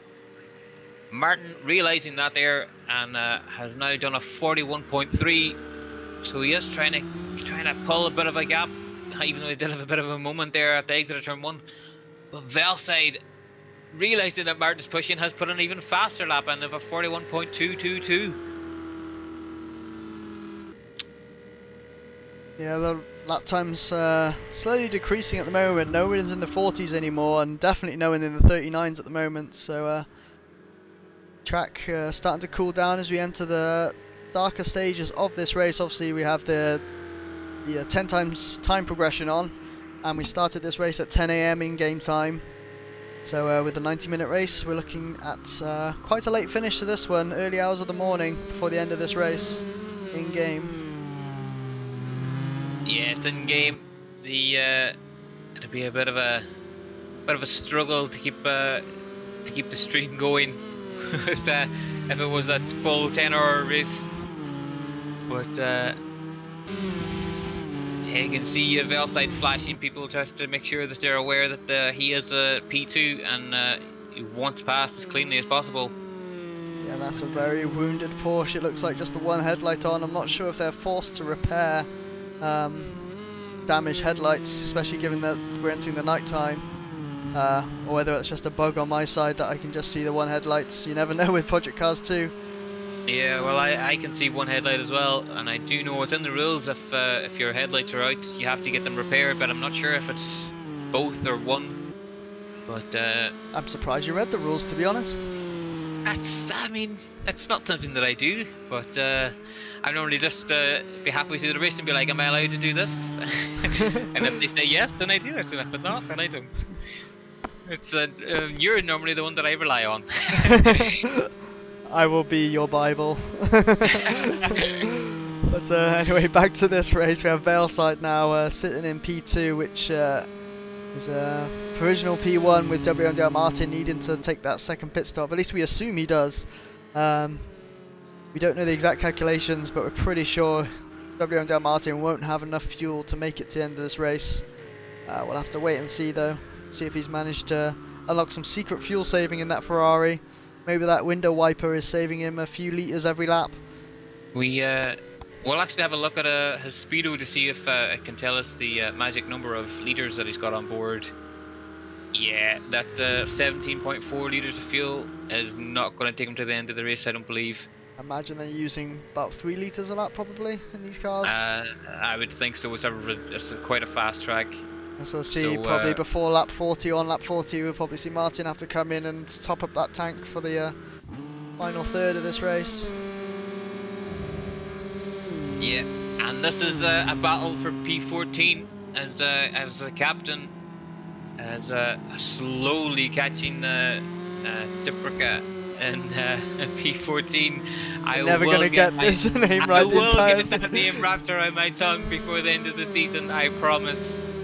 Pretty sure it's Deepak Raj. Even I'm messing it up now. Deepak Raj. You're cursing me. Raj. I do apologise. But anyways, back to the action. Captain is currently putting a bit of pressure on Deepak Raj in P14. The two Fords who seem to be struggling to be at the same pace that the guys up in front, but it's like we said, this field is a vast spread of drivers. It has to be said, that's one of the better things about AOR, is the fact that whatever pace you're at, you'll find someone to battle with. These guys are, yeah, they're 2-3 seconds off the pace of the guys at the front, but they're still having their own battle on track here. They're still fighting for positions on track, even if it is for 14th. They're going to be fighting the whole time for that position, and they're going to have a great battle and a great time doing it too. Yeah, definitely. It's that's how the whole Celtic bromance started. We were surprisingly put into tier 1 of just getting close. Captain's right on the back bumper. We'll come back to the story of how the Celtic bromance was made, but they're very close to the barriers coming around turn 3. As you said earlier, you can sometimes get that a little wrong up there, and that barrier gets very close very quickly, but both cars keeping it out of the barrier that time. It's good to see as they come round the bus stop chicane now. Captain unfortunately making a bit of a mess of it, having to cut across the grass. Probably going to get a time penalty for that as they come round the long right-hander. Yeah, and he's lost a lot of time to Deepak Raj, and the Ford ahead. He will have to get his head down and close the gap again.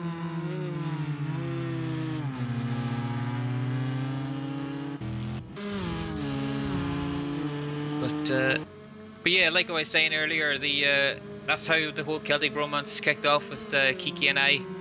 We were surprisingly put into tier 1 of the Project Cars 2 GT3 season. and we were firmly at the back. But every week we managed to race each other, and we had a few other guys as well that we managed to race. And just because we weren't racing for the win, it was a slight mini league that we had going. Basically, who could not finish last in the championship was basically our goal.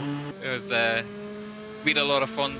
We had a lot of friends out of it, and that's blossomed into now our duo of a commentary team. It indeed. The T-Pack ride is getting a bit squirrely. Captain in the background has spun it, yeah. It's just spun in the background.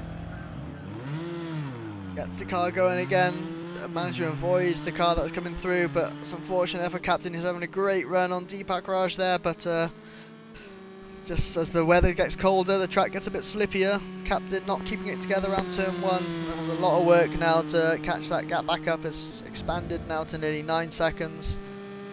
So it's unfortunate to see.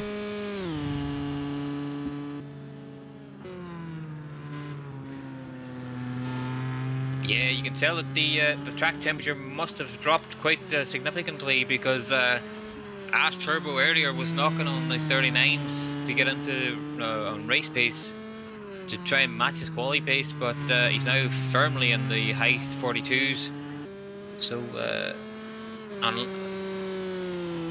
he is and he probably actually didn't bother changing tyres, but if you compare that their times to Velside, who 2 laps ago did a 140.9.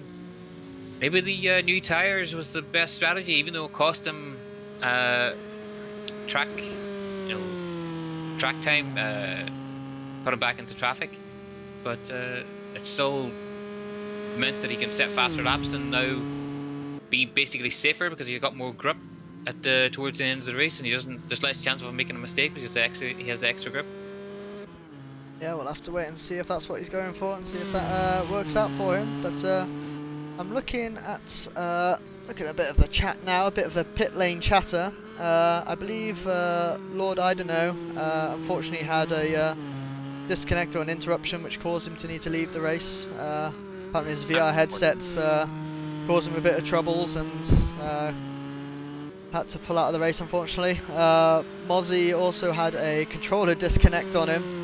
So he ended up hitting the wall, which is the Porsche that we saw heavily damaged. I'm not sure if Mozzie's still in the race or not. I can only see down to P16, so I'm not sure. I think we've only got 16 drivers left. We can only see 16 on track right now. Yeah, and we have Stefan Carey is also his game crashed on him, so he is also out of the race. Who's Stefan Carey? Do you mean 87 in 3 possibly, yeah, maybe that guy. More familiar. The man who refuses to change his name until he does. But we have Velside now. The track got very dark very quickly there, so we are now well into the darkness here with Velside in P2. We see Krabs entered the pits actually. I don't know why Krabs got into the pit lane again. I believe he's already pitted, right? We saw him Crab pit has pitted, but his last lap was, his last lap was a 47, so he must have had a bit of damage. We'll jump to him in the pits right now. So from trackside. Oh, that's a very poor Ferrari. That's more than duct tape and a hammer. That is. That's quite a lot of damage on the side of that. Might be quite a long pit stop for him to get all that repaired. Yeah, so he's dropping down. Everybody that's pitted so far, Ticklish, Dairfile, they've all pitted. I'm sure Kerwinek's coming up as well, and so is Paul. There, he's going to be lapped as well by the leaders if he can't get out on track in time. The leaders coming around now, the final turn of WMDR Martin. But he's basically lost an entire lap. He has indeed, but looking at the timings, is Paul catching with Kurovnik at the moment? How close is that battle looking? That battle is... Oh, just as Paul has a huge moment at the top of turn 3 and is facing the wrong way, and he's going to have a few cars coming. That's the leaders coming through right now, and he's decided to do the safest thing and return to the pits, because that could have been a huge crash to take out some of the leaders there. But that was a huge moment But that's just what I was saying earlier. If you take that turn 2, turn 3 section even slightly wrong, you're going to have a bad time and be straight into the walls. I And just had to go and say it, didn't I? I just had to go mention his name, and then he goes and hits the barrier. That's very unfortunate. I've had some great races with Paul. He is a really fair, really safe driver, but unfortunately losing it up through that turn 2 section and meeting his end with that barrier. yeah,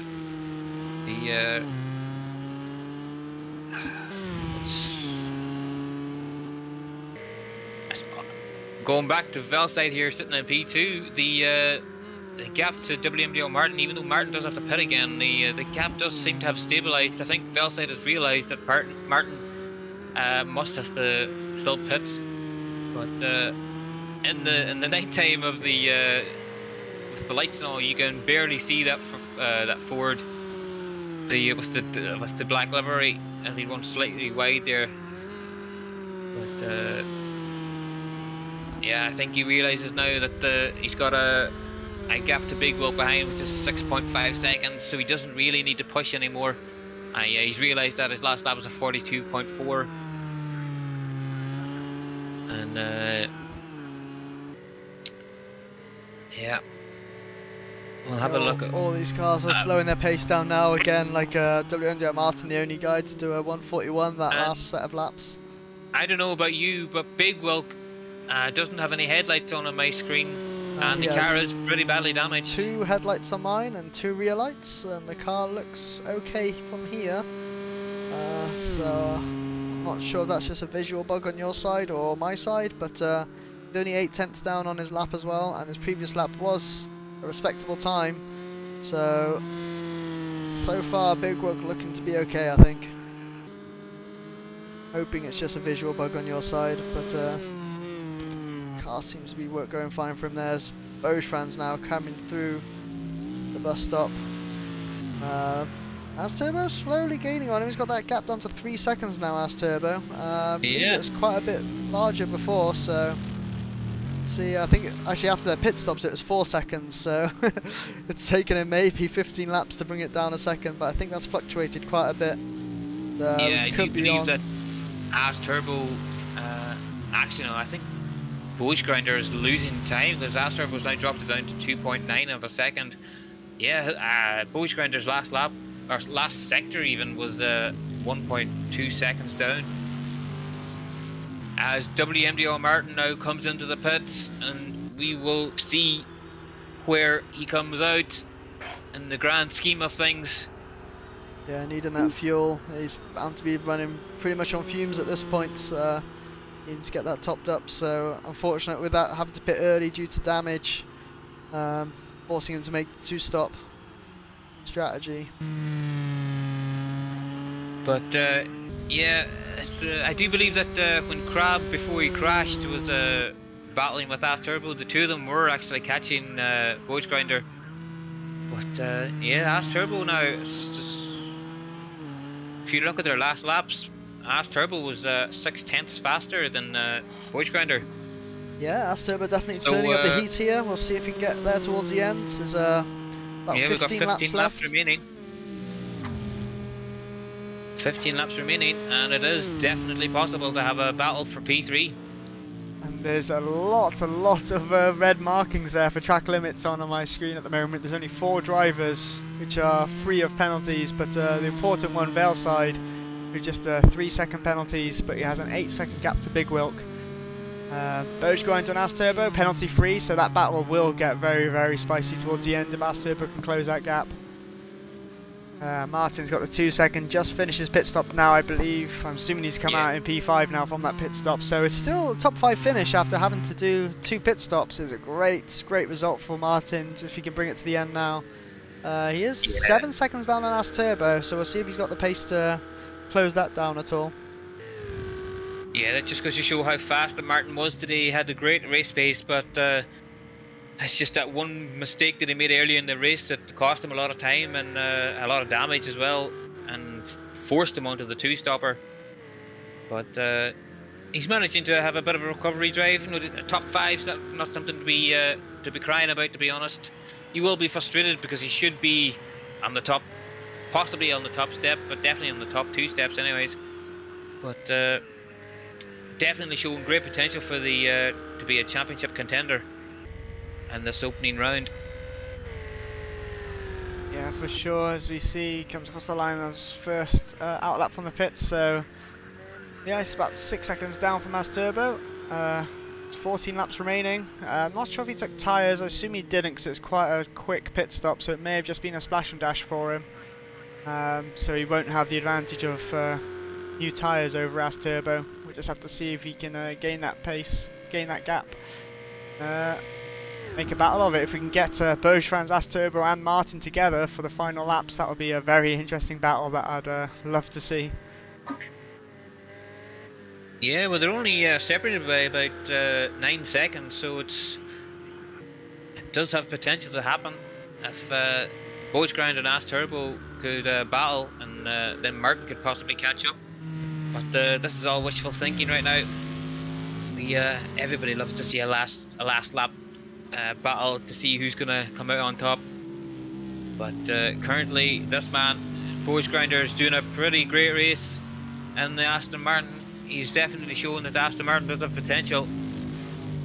It does seem that the Fords were going to be pretty strong here today. The Ferraris did seem to try and mount an attack on the Fords, but I guess they were just too much of a handful at the currently pushing it to the max, and all the Ferrari drivers just seem to make mistakes while doing so. But the Fords definitely seem to be able to keep to hold the road that bit better here at Watkins Glen. Yeah, the Ford is one of the top picks for this season. I assume it's just a good all-round car, nice and stable on the default setups, which is all they can choose in this. So that's one of the most important things I think when choosing a car for this, is which just feels the best. You're racing for 90 minutes, and one little off that could be caused by a twitchy car, it's not worth going for, not worth risking, compared to just maybe a bit slower but a lot more stable.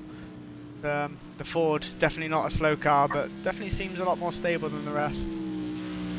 Yeah, especially in these 90-minute races, because there's no point having well, for me, there's no point having a twitchy car where it's trying to kill you at every corner. You need something you can, I'm not going to say relax, but like something that you can enjoy racing and you can push to the limits with it without having the fear of crashing.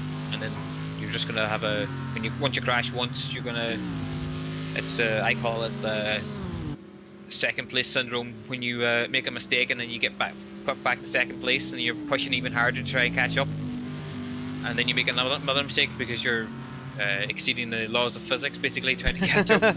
Yeah, just push harder, just try and make it for the mistakes, and then you lose even more time because you're pushing too hard. It's definitely happened to me in the past. So yeah, definitely having a more stable a car, you just have the confidence to be able to just drive lap after lap and push lap after lap. It's definitely important for endurance racing and like these 90-minute sort of races. The As Turbo, that gap is looking more or less got 2 seconds now. It was 3 seconds a couple of laps ago, so yeah, and Martin behind seems to be catching as well. The gap is dropping. Yeah, Martin putting a second into As Turbo's time that previous lap, so fastest man on track right now is WMDR Martin, only guy in the 41s. I saw Valeside a couple of laps ago do a 41, but those two seem to be the only ones capable of doing it at this stage. Yeah, this top 3 might be out of question for Martin just yet, but he's got. It's one thing to catch people, it's another thing to pass them, and passing As Turbo, we can see that he knows how to defend super cleanly, and he can defend without putting himself at risk, and he knows how to do it. And again, we know that Bergeron is no noob at this game either. He knows how to play the game of defending. As Big Wilk has just been disconnected. We are down to 14 drivers. Velside is now P1, who is obviously P1, but now Big Bergeron, sorry, is up to P2, and As Turbo is up to P3. WMDO Martin up to P4. That is really unfortunate to see. Like, there's nothing you can do about it. That's the downsides of sim racing and online gaming in general is just you can't control the disconnects, so it's really sad to see Big Wilk disconnect from P2 there. But, I'm not sure what the rulings are in terms of race distance covered and disconnects and whether he'll get reinstated any points for his performance tonight, but really unfortunate to see the driver drop out through no fault of their own. Especially after doing 45 laps of Watkins Glen at such a high quality of driving, to be sitting P2 and to even have led some of the laps as well. It's really got to be quite frustrating for him. I really feel for him, but it's just. I know you have plenty of experience of disconnections with your Irish internet over there. Oh, I do. I definitely do. Unfortunately, not a place you want to be. I wholeheartedly feel so bad for him right now. But Velside just doing a 41.6, just showing that he still has the pace, even though he doesn't need to. P2 is 25 seconds behind. But Martin with a 41.8 is catching Ass Turbo, sorry. Yeah, so the gaps are closing. Yes, and Ass Turbo is not catching Bush Grinder. Not sure if it's closing at a fast enough pace, but it is only 5 seconds. It only takes a couple of those laps for Martin to be on the tail of Ass Turbo. And again, like you say, Ass Turbo only now 1.2 behind Boj Grinder. It's hotting up with 11 laps to go. Yeah, definitely. It's what we like to see. The sad thing about this battle is that Martin does have time penalties. He's currently sitting P4, so he does have 4 seconds of penalty, so he would have to catch whoever's in front and then gap them by 4 seconds. But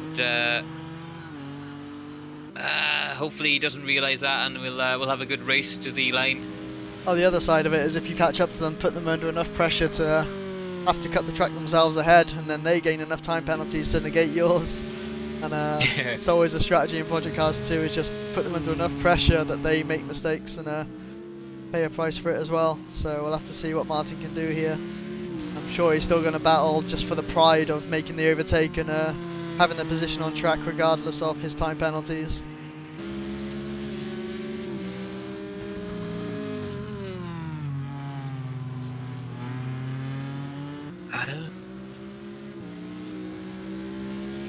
And the a lap ago, the gap from P1 to P2 was over 25 seconds, but now it's dropped to 23.9.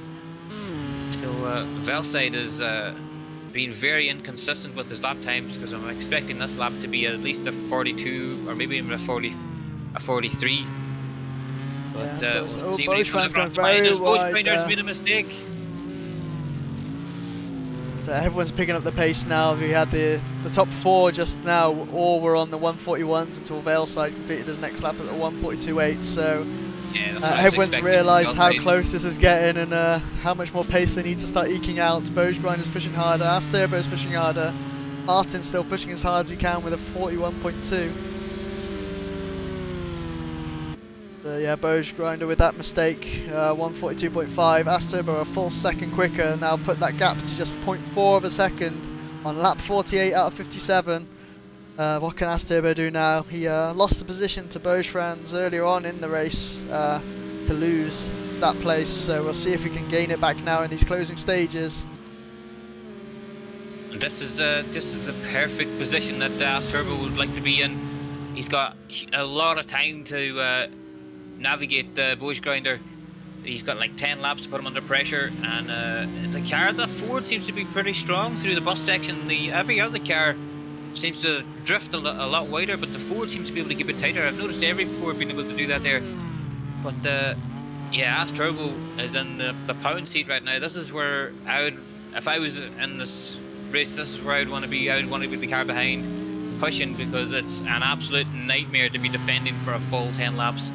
Yeah, especially after driving so hard for over an hour so far, and then having to literally fight for that position in the closing stages. It's so difficult to keep it calm, keep it collected, and keep still pushing for those lap times, because Ass Turbo is not going to let you sleep. Definitely not, but if you can see them lights in the background, that is the headlights of WMDR Martin, who has closed the gap to 3.8 seconds. He is slowly catching Ass Turbo and Boys Grinder. If these guys battle any harder, the gap to Martin will close, and it will be a three-way battle for P2.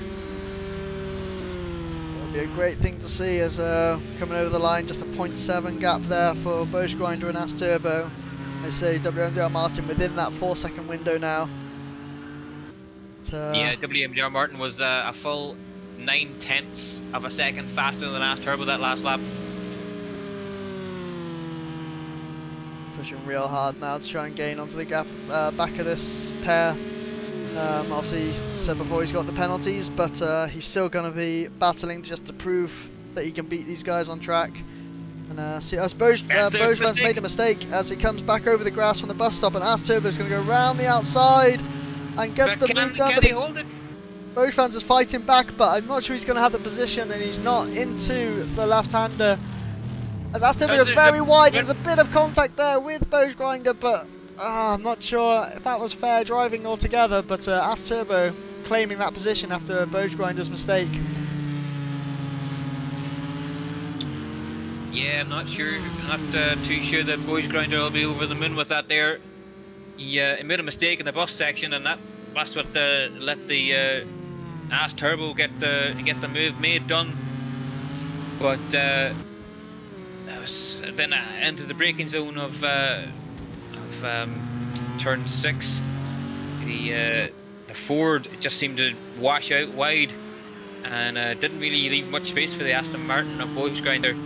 But I guess this is racing. I mean, it's not open wheel racing. I guess you're allowed a slight bit of contact, but it was very aggressive.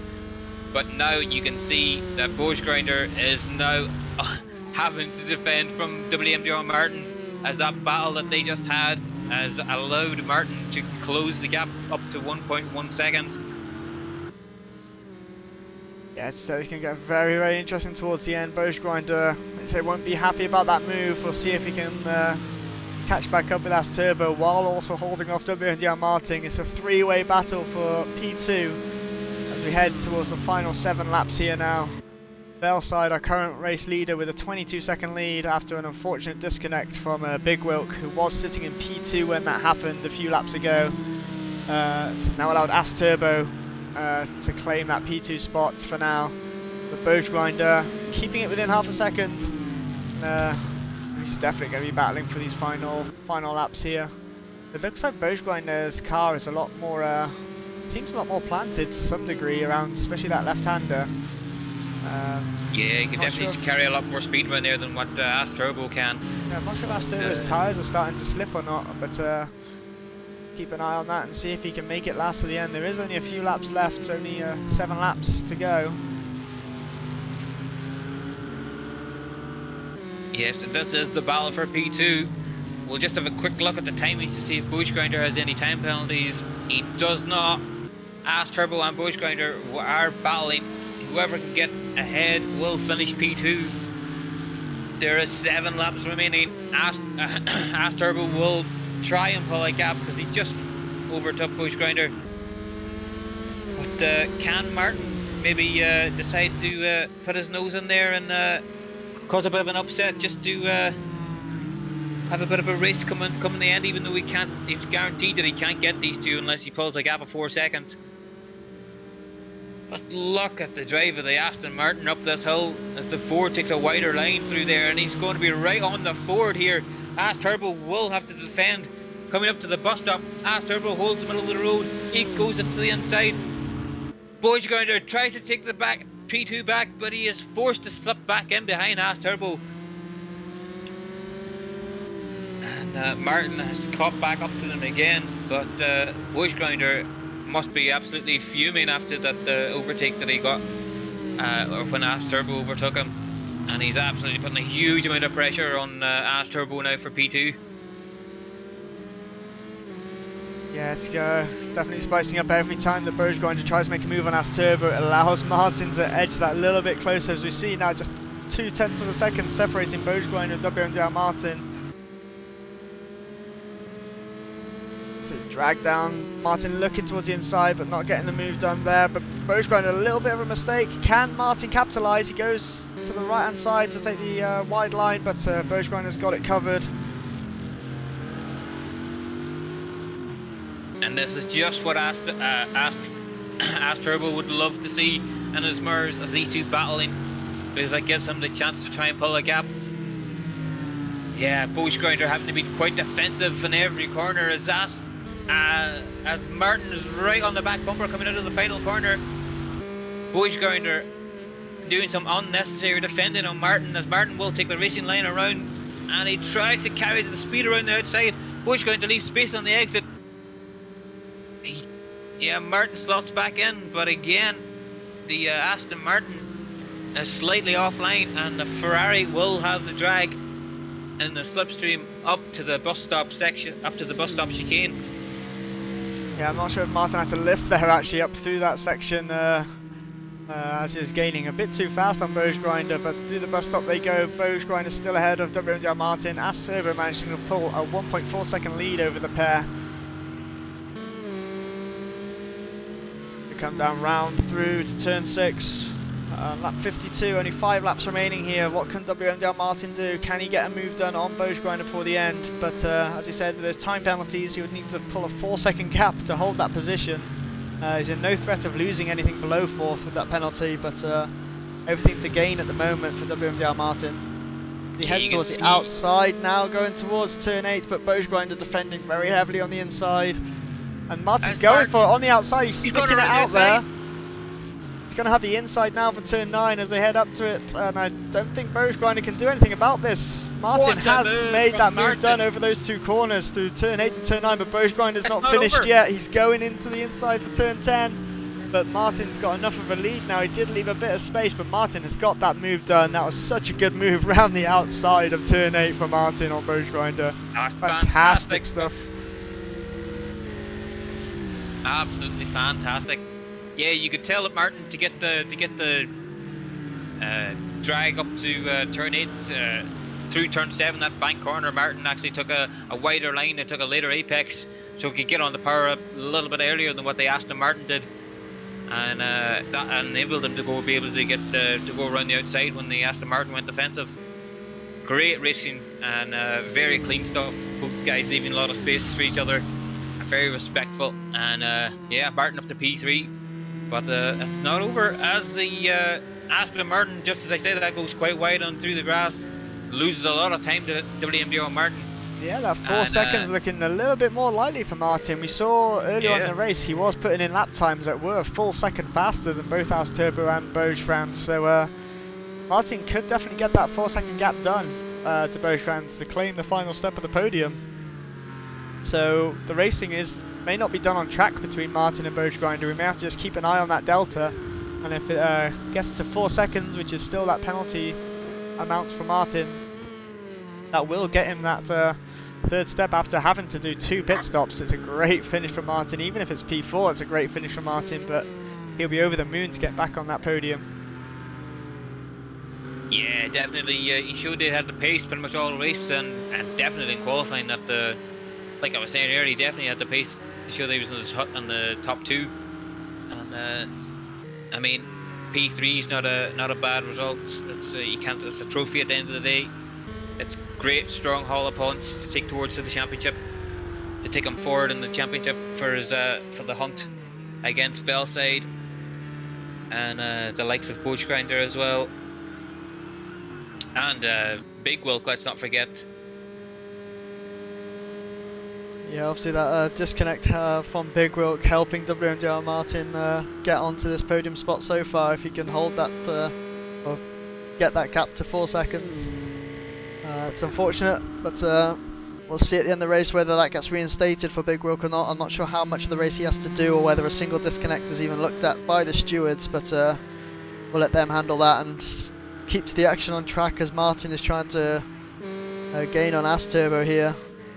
I wonder if Martin will start to just try and encourage Ast Turbo just to put some laps in and just keep going and try and pull that gap to 4 seconds, because as soon as Martin starts battling with Ast Turbo, that just leaves Bojgrinder more time to gain on him. Yeah, definitely. But the gap to Bush Grinder to Martin is 2.5 seconds. Martin needs another 1.5 to secure P3. And I'm pretty sure if he could maybe talk to Ask Turbo in the voice chat to say, please let me pass, I will let you have P2. Yeah, I'm not sure if that will go down well with Ask Turbo, but we'll see what happens here now as he's got that gap down to 0.7. So Martin putting in the laps now as you see D enter the pits there, which is Deepak Raj, I think. Deepak Raj, sorry. We will get that name right. Yeah, we will get the name right, but going back to the action here as Martin, I think he's realised that they must have realised this and Ask Turbo doesn't want to risk it.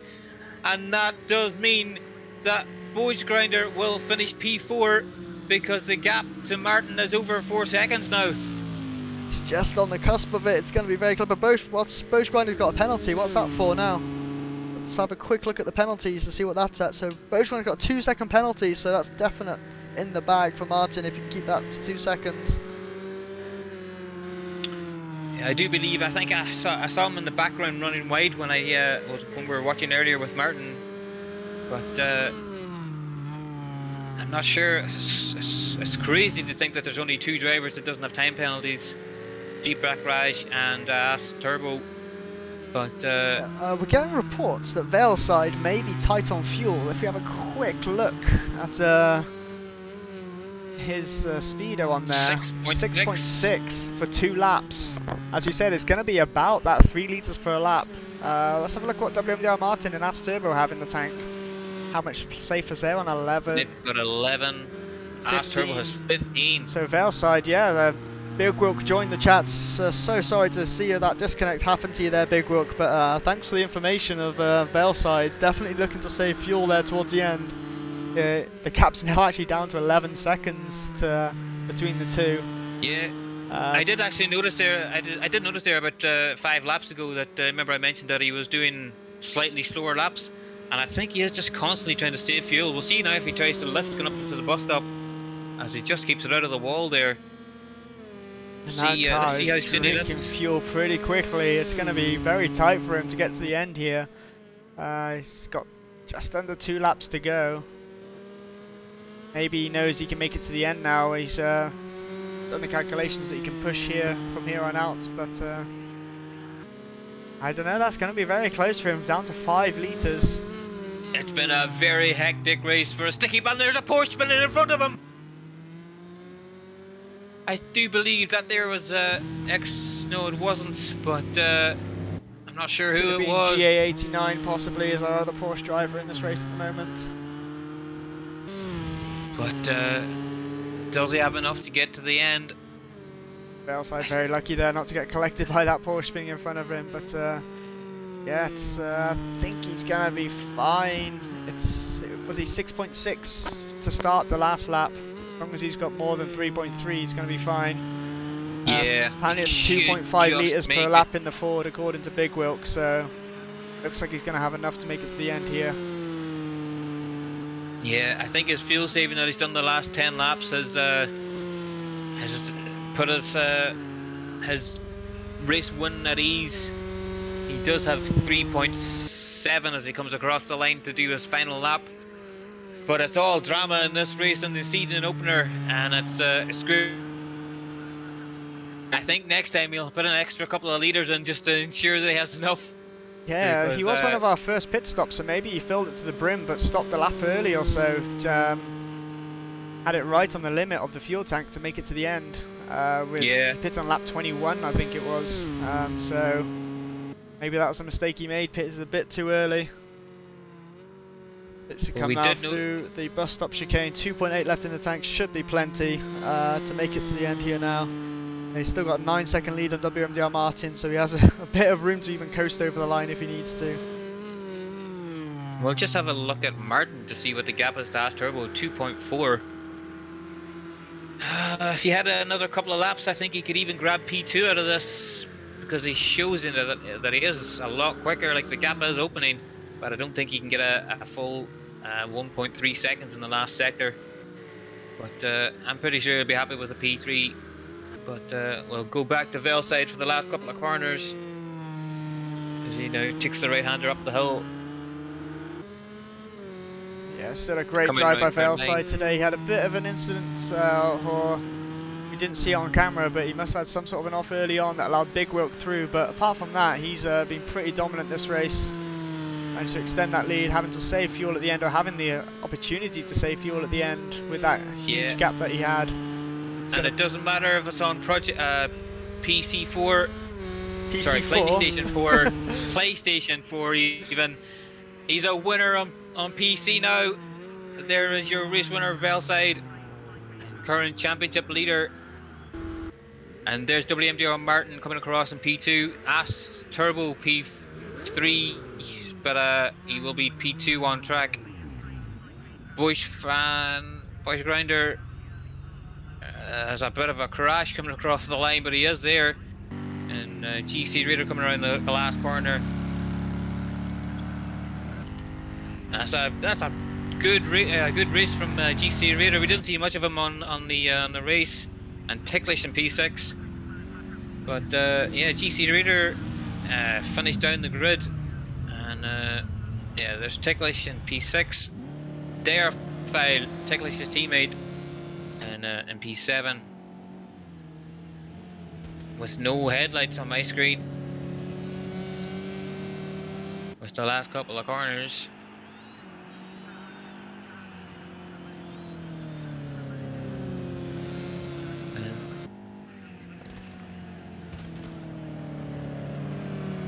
Yeah.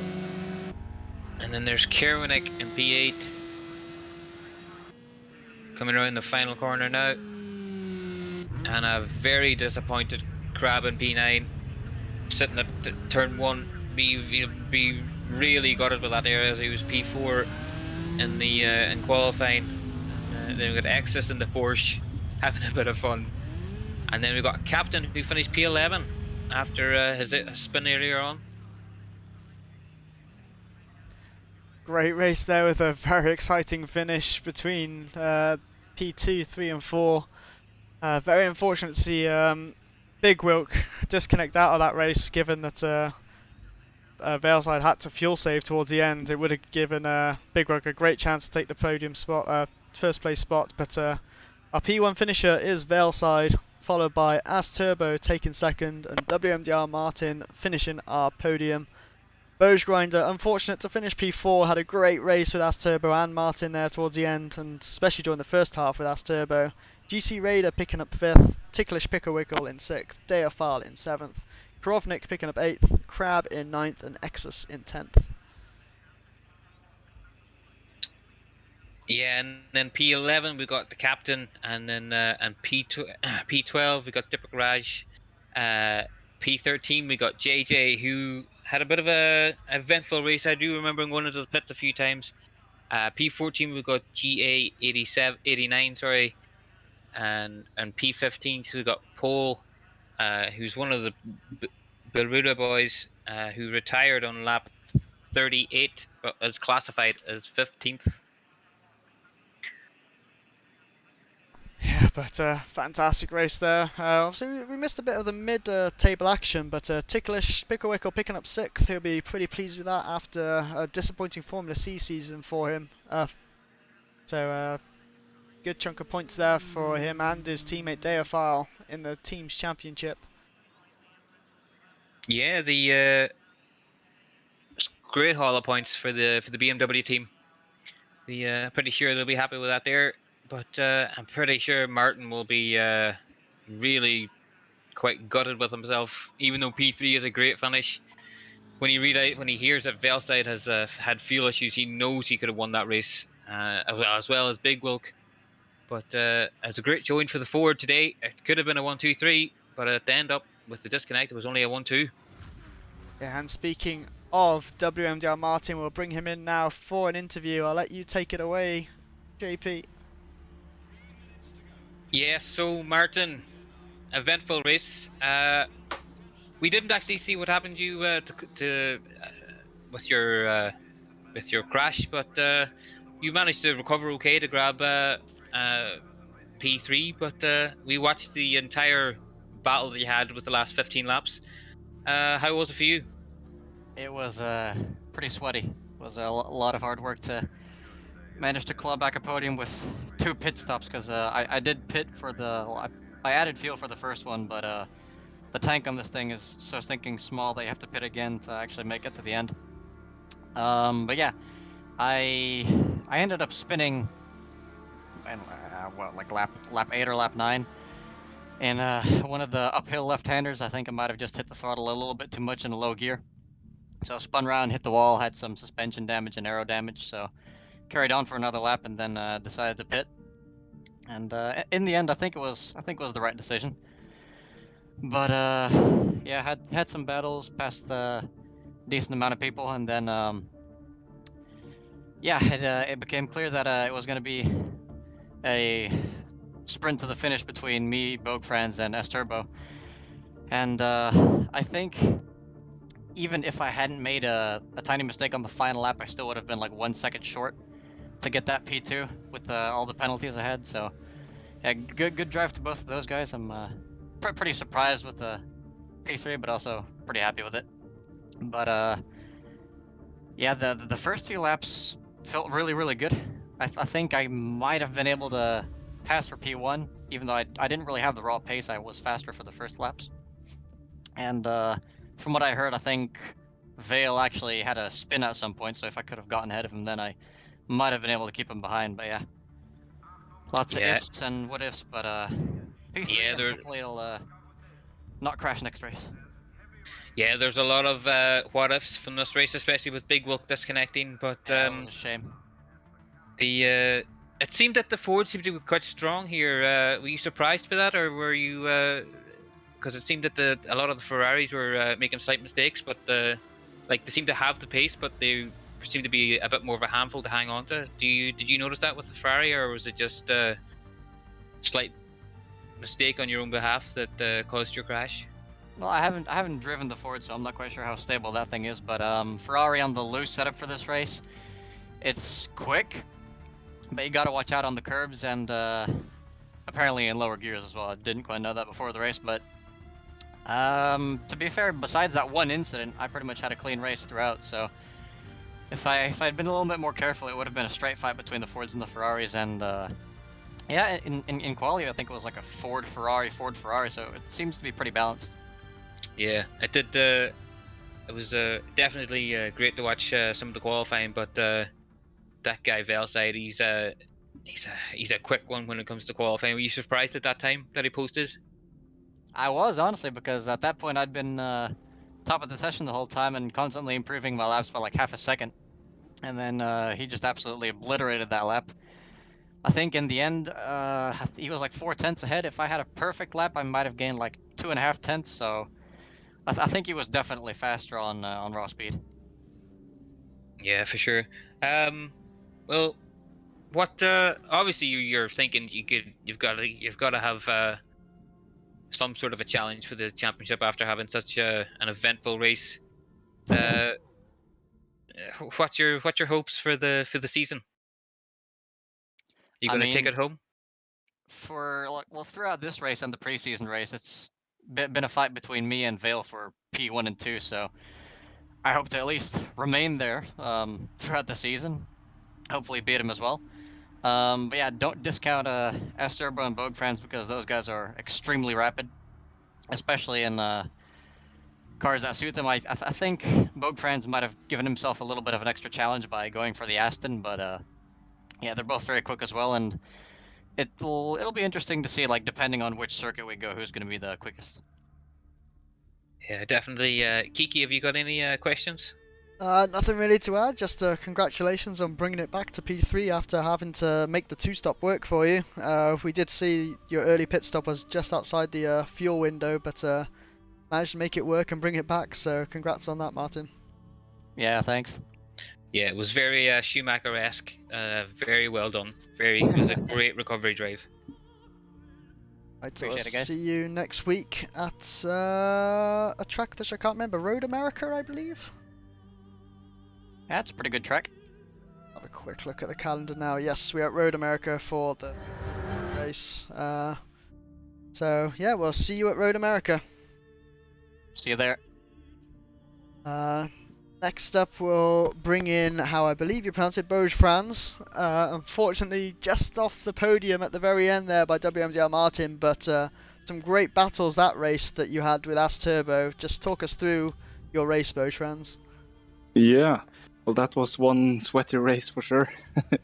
Started off with ticklish in the beginning, and then slowly I approached As Turbo. We had long fights. I think it was a good 10-15 laps or so with 1 second apart. And yeah, I think I got the upper hand after the pit stop, but he catched me, and then we obviously had some fights. And then this Belgian rocket came past us.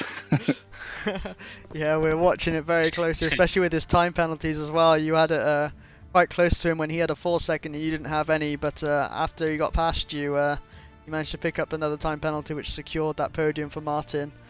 But yeah.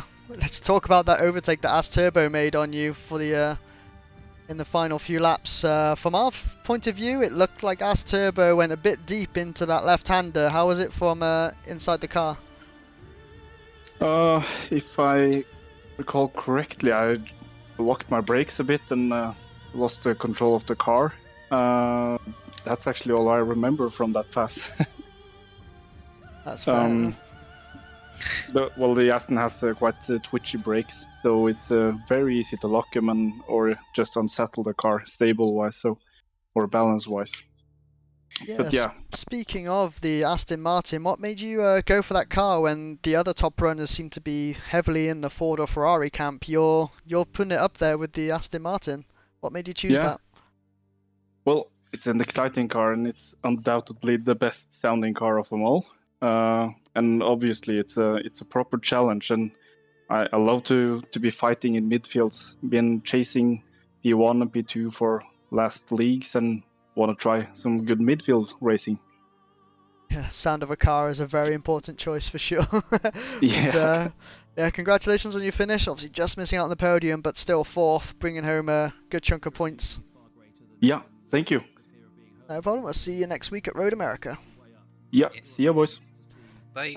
And doesn't look like we have As Turbo for an interview, but we do have our race winner and first time driver here on PC and at AOR. We have Valeside. Fantastic stuff. How was that race for you? At least we think we have Valeside.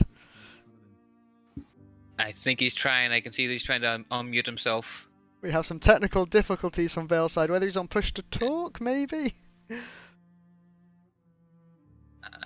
I think in the meantime we'll grab Ticklish. Yeah, we'll just go grab Ticklish and see if Valeside can fix some technical issues. And yeah, we'll just grab Ticklish in instead while Valeside fixes his issues. Ticklish, P6 at the end of that race. Seemed like a decent finish for you, especially after the Formula C season. How was that race? I think I didn't actually practice very much for this race, which I think also was a little bit apparent. My pace was good, but I was struggling a little bit with consistency, and I did have 2 spins in the race as well, which set me back. So I think without those spins, I could probably easily. I was very close to taking P5 in the end, actually. Just needed a couple more laps, I think, and then I would have had it. But so yeah, I think without those spins, I would probably have been in the top 5. But all things considered, I'm happy with the results, and especially considering that I had next to no practice for this race. So yeah, I'm happy with the result. Yeah, it's a great result, especially as well you've chosen the BMW. It may not be the quickest in GTE, but it's something you seem to enjoy, the front-engined aspect of it, and you and your teammate DFL picking up some good points for the team championship today. Yeah, both in the top 10, so very nice pool of points there. We get to add to the championship, so we may actually watching this or our performance as a team this evening. I think we could be in the mix for the team stuff. So You seem very tentative about saying that. Come on, Ticklish. You can be more confident in that area. Come on. We're going to take the championship. The team championship. You can do it, Ticklish. We believe in you. Come on.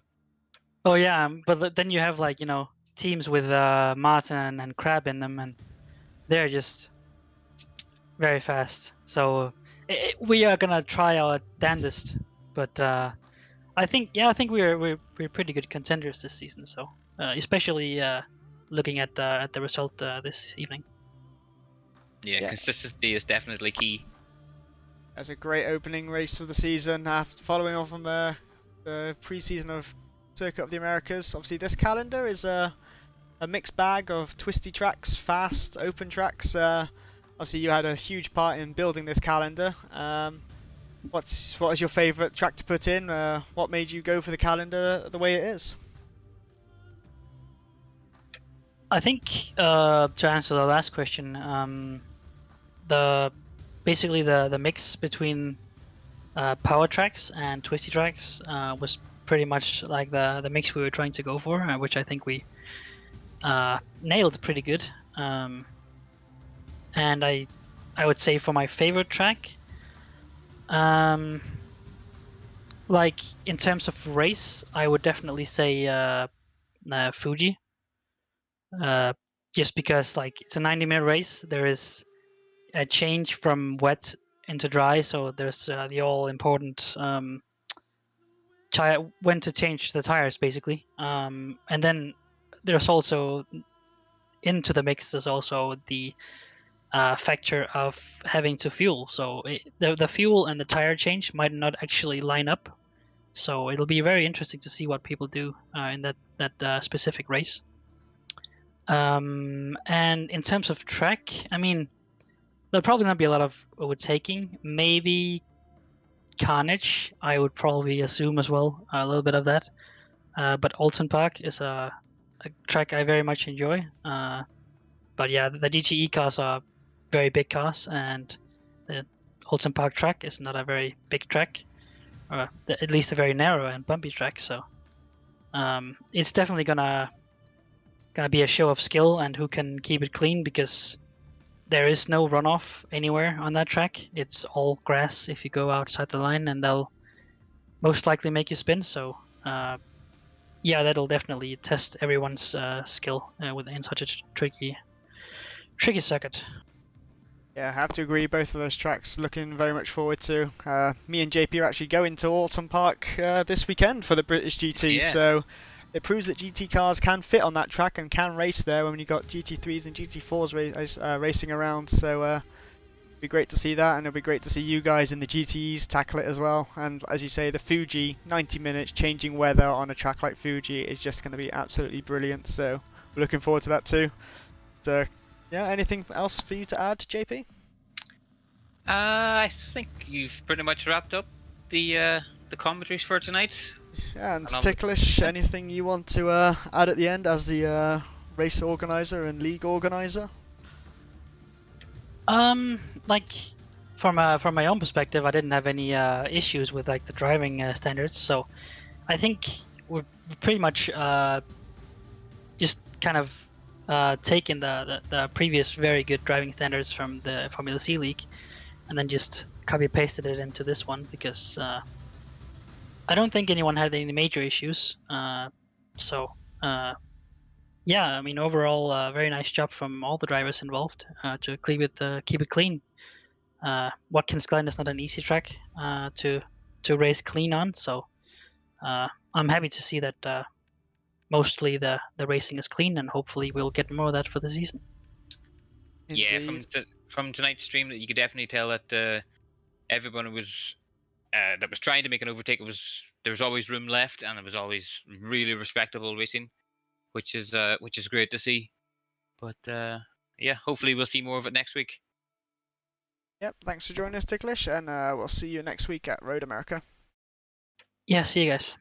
All right. So that does it for this broadcast of the opening round of the Project Cars 2 GTE League for AOR Racing. It was a fantastic race. Congratulations to Veilside for taking the win, and Asturbo and WMDR Martin for rounding out our podium. Anything for you to add, JP? And yeah, I'd just like a bit of a shout out to all the drivers, really. That tonight was absolutely fantastic. Not only the top three, but you've got some of the guys that disconnected or have had controller issues or VOR issues. You know, they're all really good drivers. It was like before they had all their issues, there was some really great racing, and I can't wait to commentate over the rest of the season. To be honest, it's going to be great. It will indeed. So we'll see you guys same time next week, 8 PM on a Wednesday night in the UK for Road America. We'll see you there. Goodbye. Goodbye.